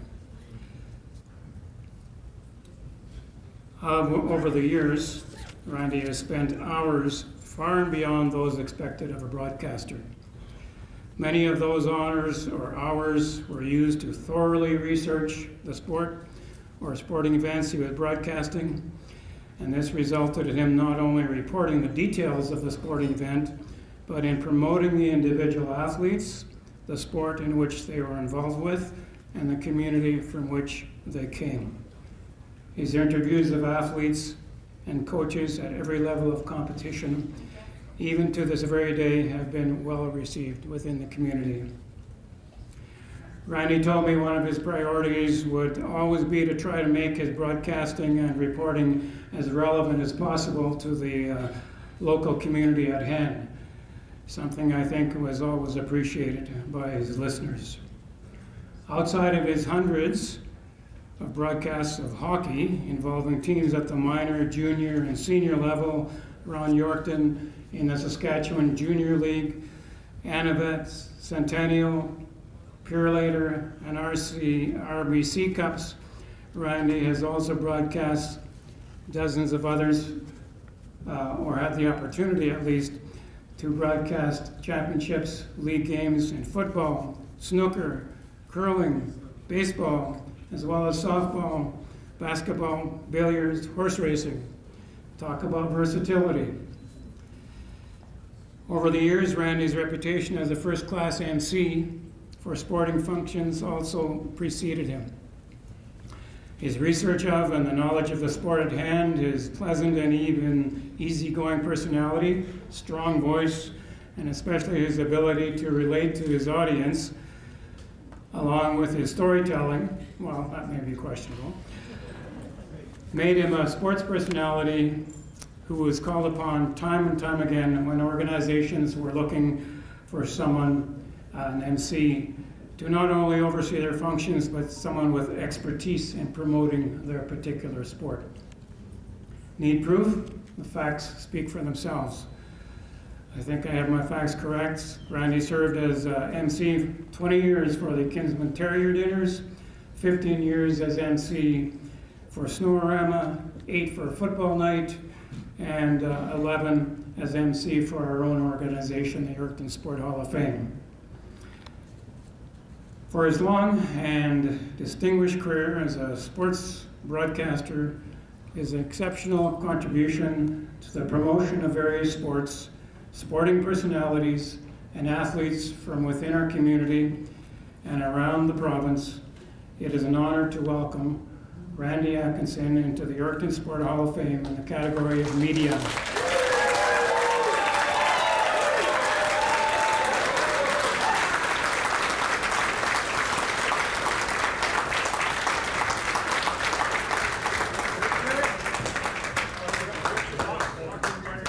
And you guessed it, he will join his father, brother, and niece in the Hall of Fame. Shooter, how are you? Good. Whoa! Hey, picture time.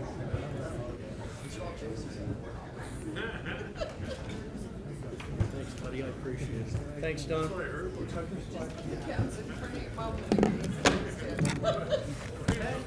First of all, I timed everybody. I'd like to thank Susanne for saving me 4.5 minutes. Thank you. I'll take those. I want to congratulate Susanne, Wayne Mitchell, husband and wife in the Hall of Fame. What you have done for youth with Taekwondo, right from the expert to those kids who are just trying, you have been a joy to have in the city of Yorkton. Congratulations.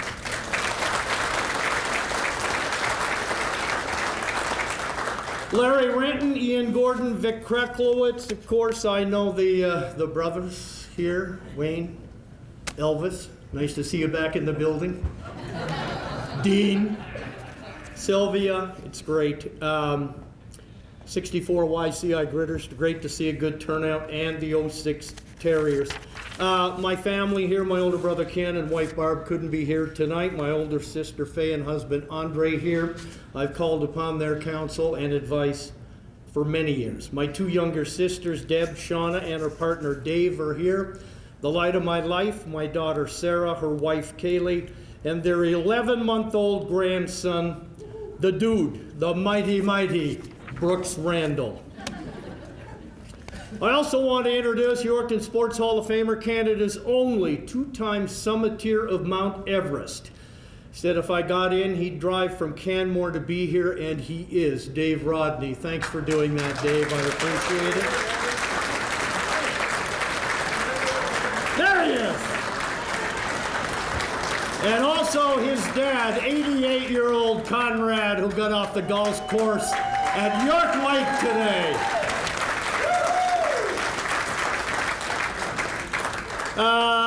10 days ago, I turned 68. I was asked how the bucket list is going. I said, for me, really good. I turned the B to an F, and I pretty much was done with it. So if you want to zip line through the Amazon forest, you go right ahead. For me, it's baseball and a beer. My love of baseball was instilled by my father, Howard. He was inducted into the Saskatchewan Baseball Hall of Fame in 1992, first ever class of the Yorkton Sports Hall of Fame in 1994. As a director and then president of SBA, when I was a kid, I traveled with him as much as I could. He would attend meetings, I'd go watch provincial baseball. I learned how to score the game from my mother, Helen. And with her penmanship, her scorecard was a work of art. In deference to my parents, my dad was always clean shaven every morning. I quit that about 20 years ago. My mom would see me, she'd always do this, to shave. So here, tonight, in her memory, I am clean shaven. Also, my dad had the same haircut all his life. This one. My tribute to my dad. For me, though, when it came to calling play-by-play, nothing beat hockey. Just the pace of the game and the challenge that presented. My first play-by-play hero was Danny Gallivan. Hearing his tone, his inflection and flow was perfection. His use of language further enhanced the call. Saves were scintillating, larcenous, enormous. After the save, the puck tended to get caught in the goalie's paraphernalia, his equipment. Nobody called it like him. If a goaltender made a fantastic or impossible save, he would refer to it as a hair-raising save, or that the goalie kicked out his pad in rapier-like fashion to foil a glorious scoring opportunity. My last time I did 3 years of Notre Dame Hounds in the SJHL, my last 3 or 4 games, I knew it was coming to an end. I kept dropping Danny Gallivanisms throughout. Hard shots were candidating drives. There's no such word in the English language. Any word with cannon had to be a hard shot. So as a kid in the 60s, I'm thinking, how do you get a job like that? Well, in 1985, I met Dave Harrison of GX94 Radio. He is the program director of Morning Guide. Met him through my brother Ken. That fall, while recovering from knee surgery, I was asked if I would do color for Terrier home games. Wally Cameron on the call. I think they gave me $20 a game. Didn't matter. To me, this was the door opening to get into broadcasting. December of that year, I was asked if I would go to Lloydminster for a Melville broadcast. Dave said the station owed them a game. They wanted Wally to go to the Christmas party. So on crutches, with a station vehicle and a credit card, Away I went. It was the furthest trip, Lloydminster. Picked up a buddy in Saskatoon. I was stoked, did my first ever broadcast by myself. After that, we went for dinner. I said, hey, order whatever you want. I got a company credit card. And he goes, really, are they okay with that? And I said, I don't know, I don't even work for them. So I guess it was okay. January 10th, 1986, I came off crutches. Monday, January 13th, I became the sports director off the street. No training, no broadcast school. Let's get to work.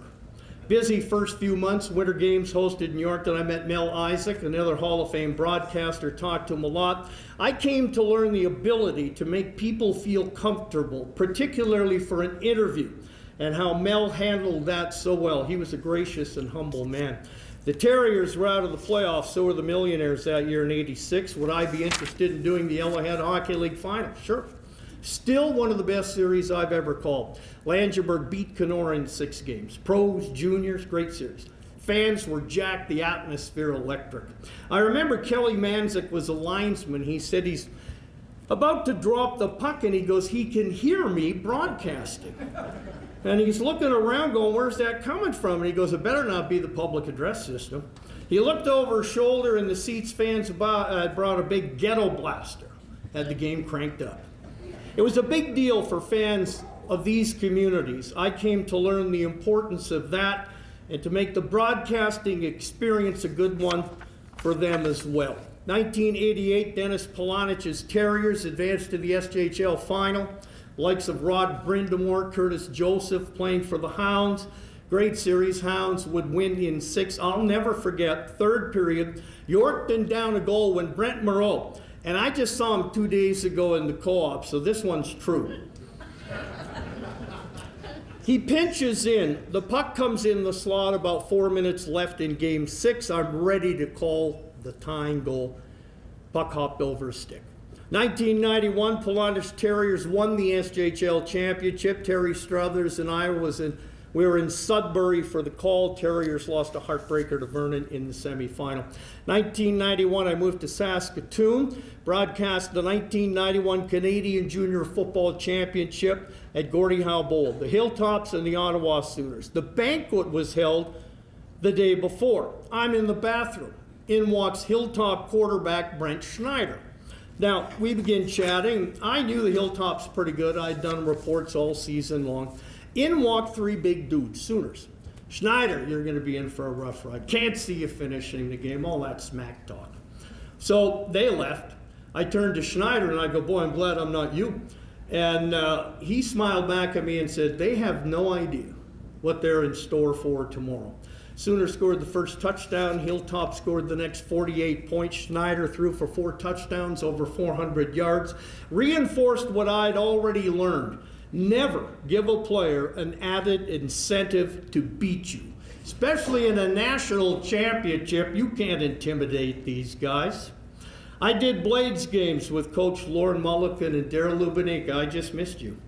When you played, you came a year after I left. In Portland on a West Coast trip, Mooner calls me and says, come up to my room. And I go in and there must be 50 ties laying on a bed. I said, Mooner, it's a 9-game road trip. He said, well, I only wear a tie once. If we win, I might wear it a second time. These are all ties I've won with once and I'm not going to wear them again. So I took like 10 or 15 of them. Still have them hanging too. Mooner then says, do you want any slacks? I got a bunch of slacks here. And I went, well, you know, Lauren, that's a little familiar. I mean, your boys should stay in their neighborhood. My boys will stay in their neighborhood. Slacks, a little personal. But I learned from Lauren the value of preparation. I rode beside him on the bus a number of times, watching how he got prepared for the next game. Thorough, no laptops, everything on paper in a binder. I learned I could never be over-prepared, be ready for anything. You could never have too much information. The Blades, when I was there in Saskatoon, won 2 East Division titles. In the Western Hockey League final, they lost in 1992 and 1994. Both times to Kamloops, both times in 7 games, both times Kamloops won the Memorial Cup. It was heartbreaking to see the outpouring of emotion from players after coming one game short twice, learning a tough lesson. You don't always win. Bantams in Yorkton hosted the Pearl Later Cup 1997. Terry Struthers was doing the Keystone Cup in Fort Capel, Western Junior Bs. And with the Bantam game on earlier, we decided we would do a championship doubleheader. Yorkton, led by Jarrett Stoll, went to the final. Stoll couldn't play in it. Got a hitting from behind in the semifinal, automatic one-game suspension. I remember calling the game and looking at the north end of the arena and seeing this 14-year-old kid pacing nervously. In front of 1,300 fans, Trevor Sekundiak scored in overtime. Yorkton wins the Western Championships. In recognition of his minor hockey in Yorkton, years later, Stoll would bring the Stanley Cup back to the city. That was a fun day. I did the 2003 midget qualifier with the Maulers in Thunder Bay. That core group would go on to help the Terriers win back-to-back titles, including this 2006 team that will be coming up. They had a great run, 3 championships in 4 years. I also did the 2006-2007 Western Canadian Pee Wee Bantam and Midget Baseball Championships, as many as 3 games a day. It was hot the one year. They'd move the tent from one park to another. I'd go talk to the coaches, get the lineups, do another game. Loved it. After leaving GX in 2014, I proposed to Dennis Dick of the Rock about doing Saturday night hockey, Maulers and Senior. Then I got hired by Dennis to help out with the morning show. They have become my second radio family and have made radio fun again. Dennis Dick, Phil DeVos, the triplets, Colleen, Caitlin, and Crystal, Scott Fitzsimmons, who has been battling health challenges for 3 years, never complains. Faith, family, and friends. Scott, you've been an inspiration to many, including me.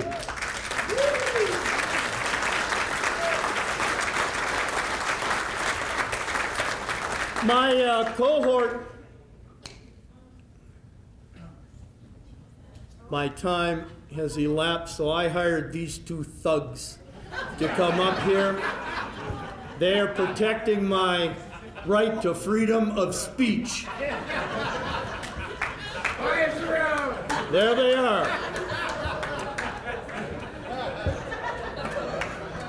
I also want to introduce Jack Dawes and his wife Jeanette. Jack and I first worked together in 1987.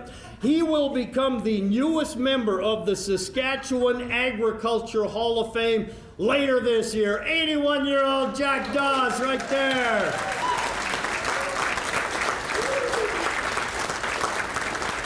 I guess my last championship probably was the 2019 Yorkton Regional Raiders 5A Provincial Championship. There they are. Less than 6 minutes to play. They're down 2 scores. They march down the field, score a touchdown. Get a defensive hold. In the last minute, they score a touchdown, get a 2-point conversion to send it to overtime. In overtime, Gritters get the ball first. Raiders, pardon me. I'm a Gritter guy. And they score a touchdown.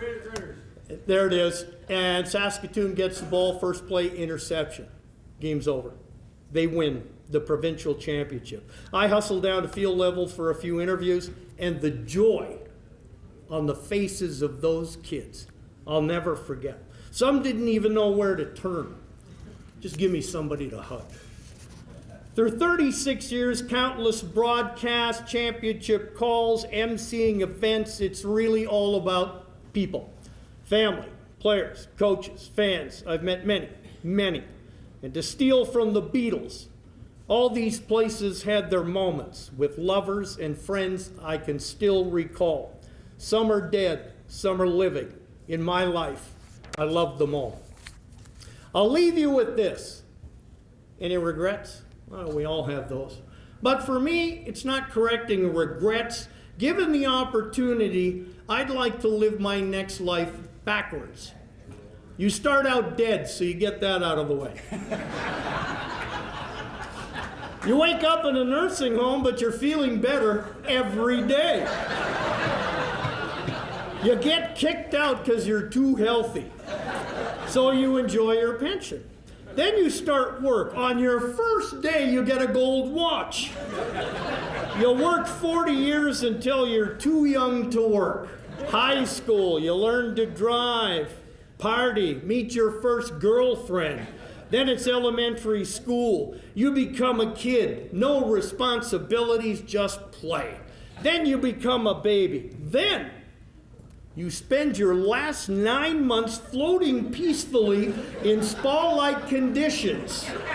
Central heating, room service on tap.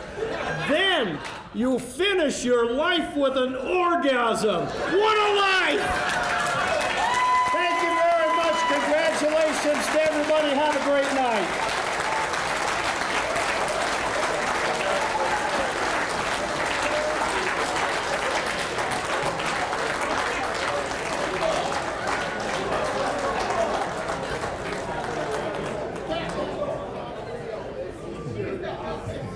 So the 2005-2006 Saskatchewan Junior Hockey League season was certainly one to remember for the Yorkton Terriers, which culminated with the berth in the National Junior A Championship game, which was then known as the Royal Bank Cup in Brampton, Ontario, and televised nationally on TSN.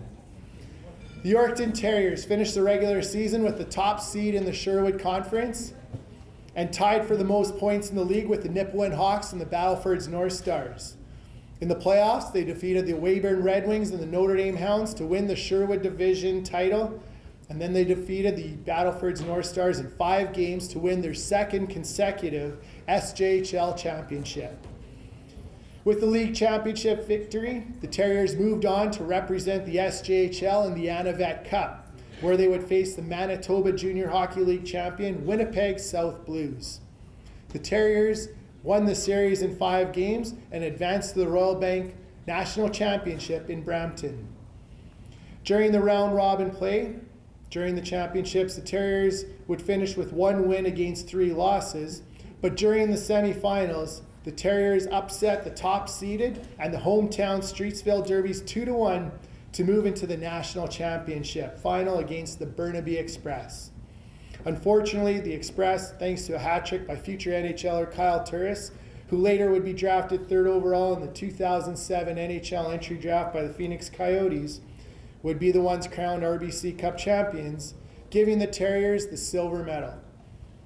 Although only being together as a unit for 1 season, many individuals continued on with illustrious hockey careers throughout Canada and the US. For myself personally, I was a linesman with the SJHL at the time, and it certainly is a pleasure to introduce and be on stage and near the team again, and hopefully not get yelled at by Coach Eddie, just like those old days.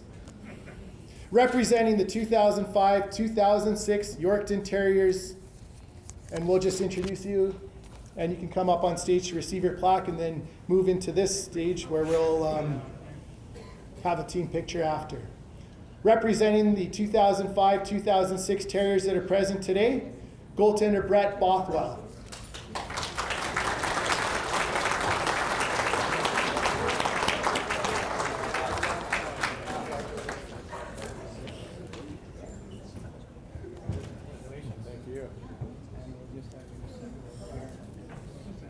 Assistant Captain Sheldon Dubnik.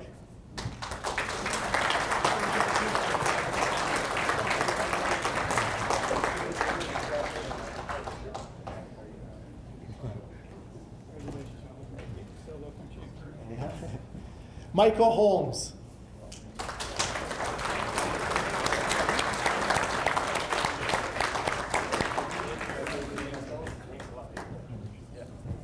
Thank you very much. Thanks. Assistant Captain Chris Korchinski.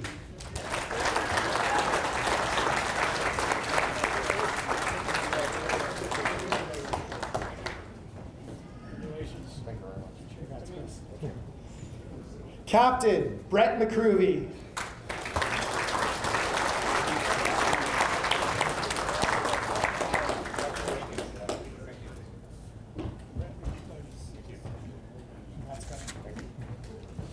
Assistant Captain Dustin Naring.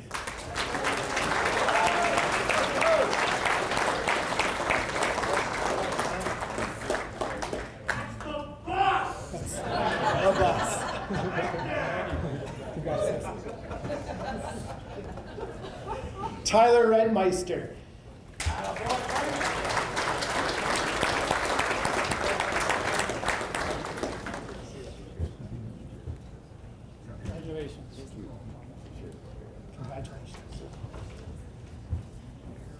Craig Straightnose.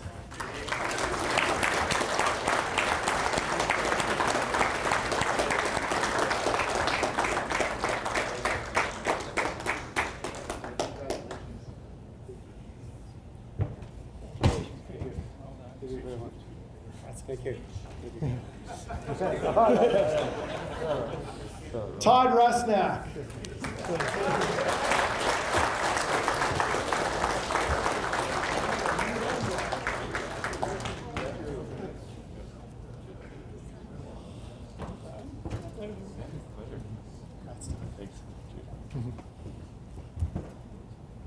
Jason Wagger.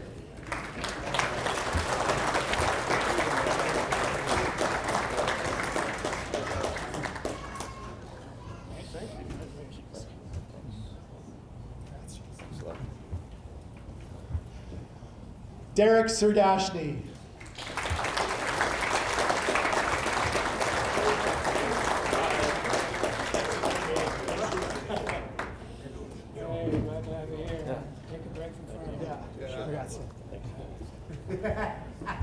And staff present, team trainer, assistant coach Ron Holloway.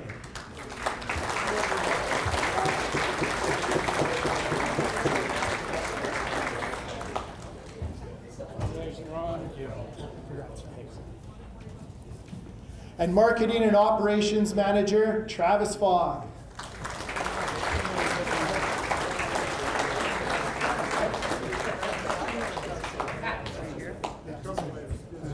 I'll just hold it down. Okay, yeah.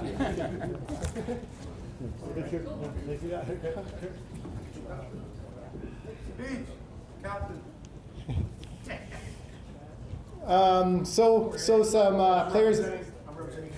Okay, and representing head coach Ed Zawatsky.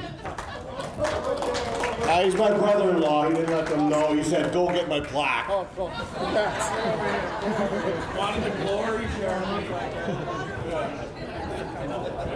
Get your pictures. You'll sign it later. So players that are not present here, we have Chad Nearing, Barry Sparvier, Shane Kohler, Justin Menke, Devin Lang, Chris Cook, Lyndon Sammartino, Scott Woitis, Chris Carver, Lonnie Copan, Kirk Bazinski, Michael Trevish, Dion Campbell, and inducted posthumously Kyle Block. And staff not present, assistant coach and trainer Dan McKay, assistant trainer Brett Marianchuk, and director of player personnel Gary Carson.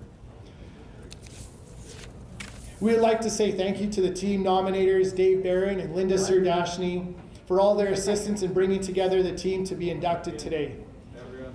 We will make every effort possible to get these plaques distributed, and if any players or staff can help distribute these, please see Dave or any of us later this evening.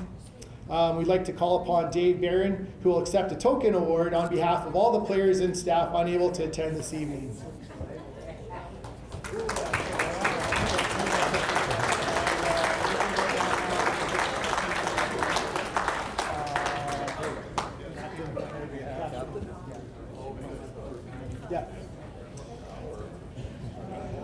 So welcome to the Yorkton Sports Hall of Fame in the team category in the sport of hockey, the 2005-2006 Yorkton Terriers.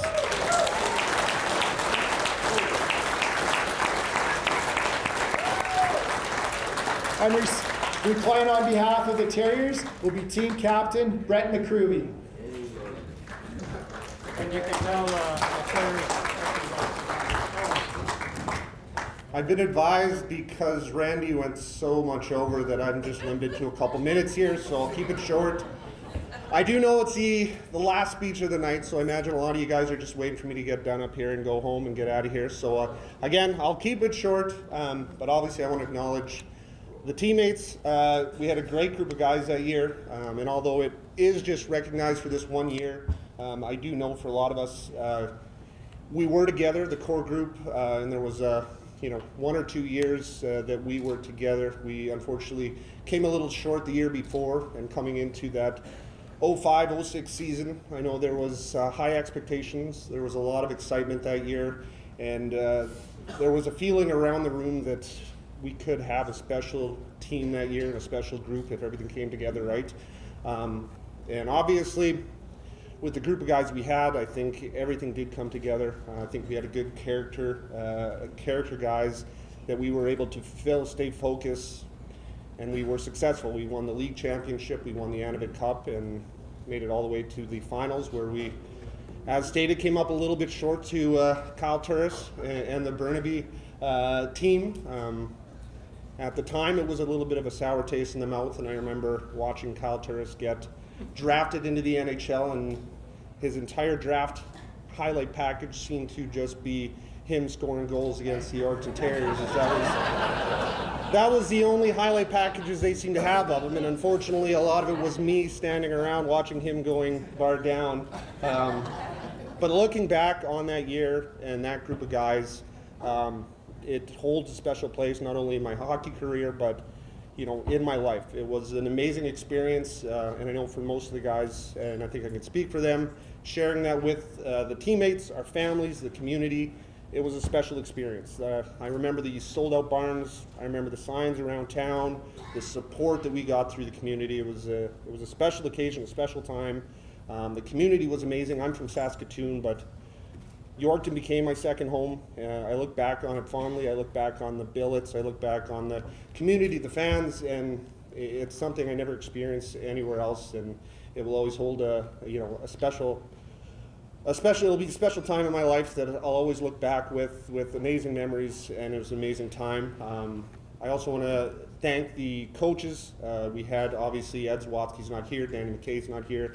We have Ron here and other staff members. Again, it wasn't just the team and the players, it was the support that we had with the staff, and we couldn't have done it without them. Obviously, we were a bunch of teenagers who, I would like to say, we were responsible and well managed, but they kept us focused. They kept us, for the most part, on our goals, and I'd like to thank them, and I think they were a big part of that success that year as well. And anyways, I said I was going to keep it short, but I do want to thank, obviously, the Yorkton, the Hall of Fame, and I apologize, the Yorkton Hall of Fame for obviously nominating us and including us, obviously, with the other nominees and the inductees today, and not only that, but obviously previous inductees. It's an honor to be a part of that legacy in Yorkton, the sporting community, and everything like that. So, it's an honor to be here with you. I'd like to, and again, being the last individual up here speaking, I think it's important to, again, just a round of applause for, all the other inductees that are here today. And I just want to thank everyone in the Yorkton Hall of Fame for putting on a great event today. And thanks for everything.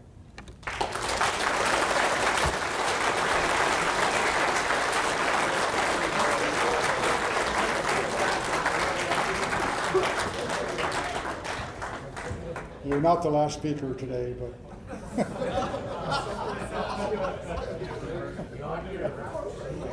ladies and gentlemen, that concludes the program. You're free to stick around and visit for a while. I think that the liquid beverages dispensing area will remain open for a while, and there may be some coffee on as well. Please stick around if you have any questions about next year. Nominations, come and talk to us. If you have any interest in helping the Yorkton Sports Hall of Fame as a volunteer or as a board member, we'd love to hear from you. We're always open to new people, new voices, new experiences joining our group and make this bigger and better. Thank you all for being here. Greatly appreciate it. Enjoy the rest of the evening, and thank you again.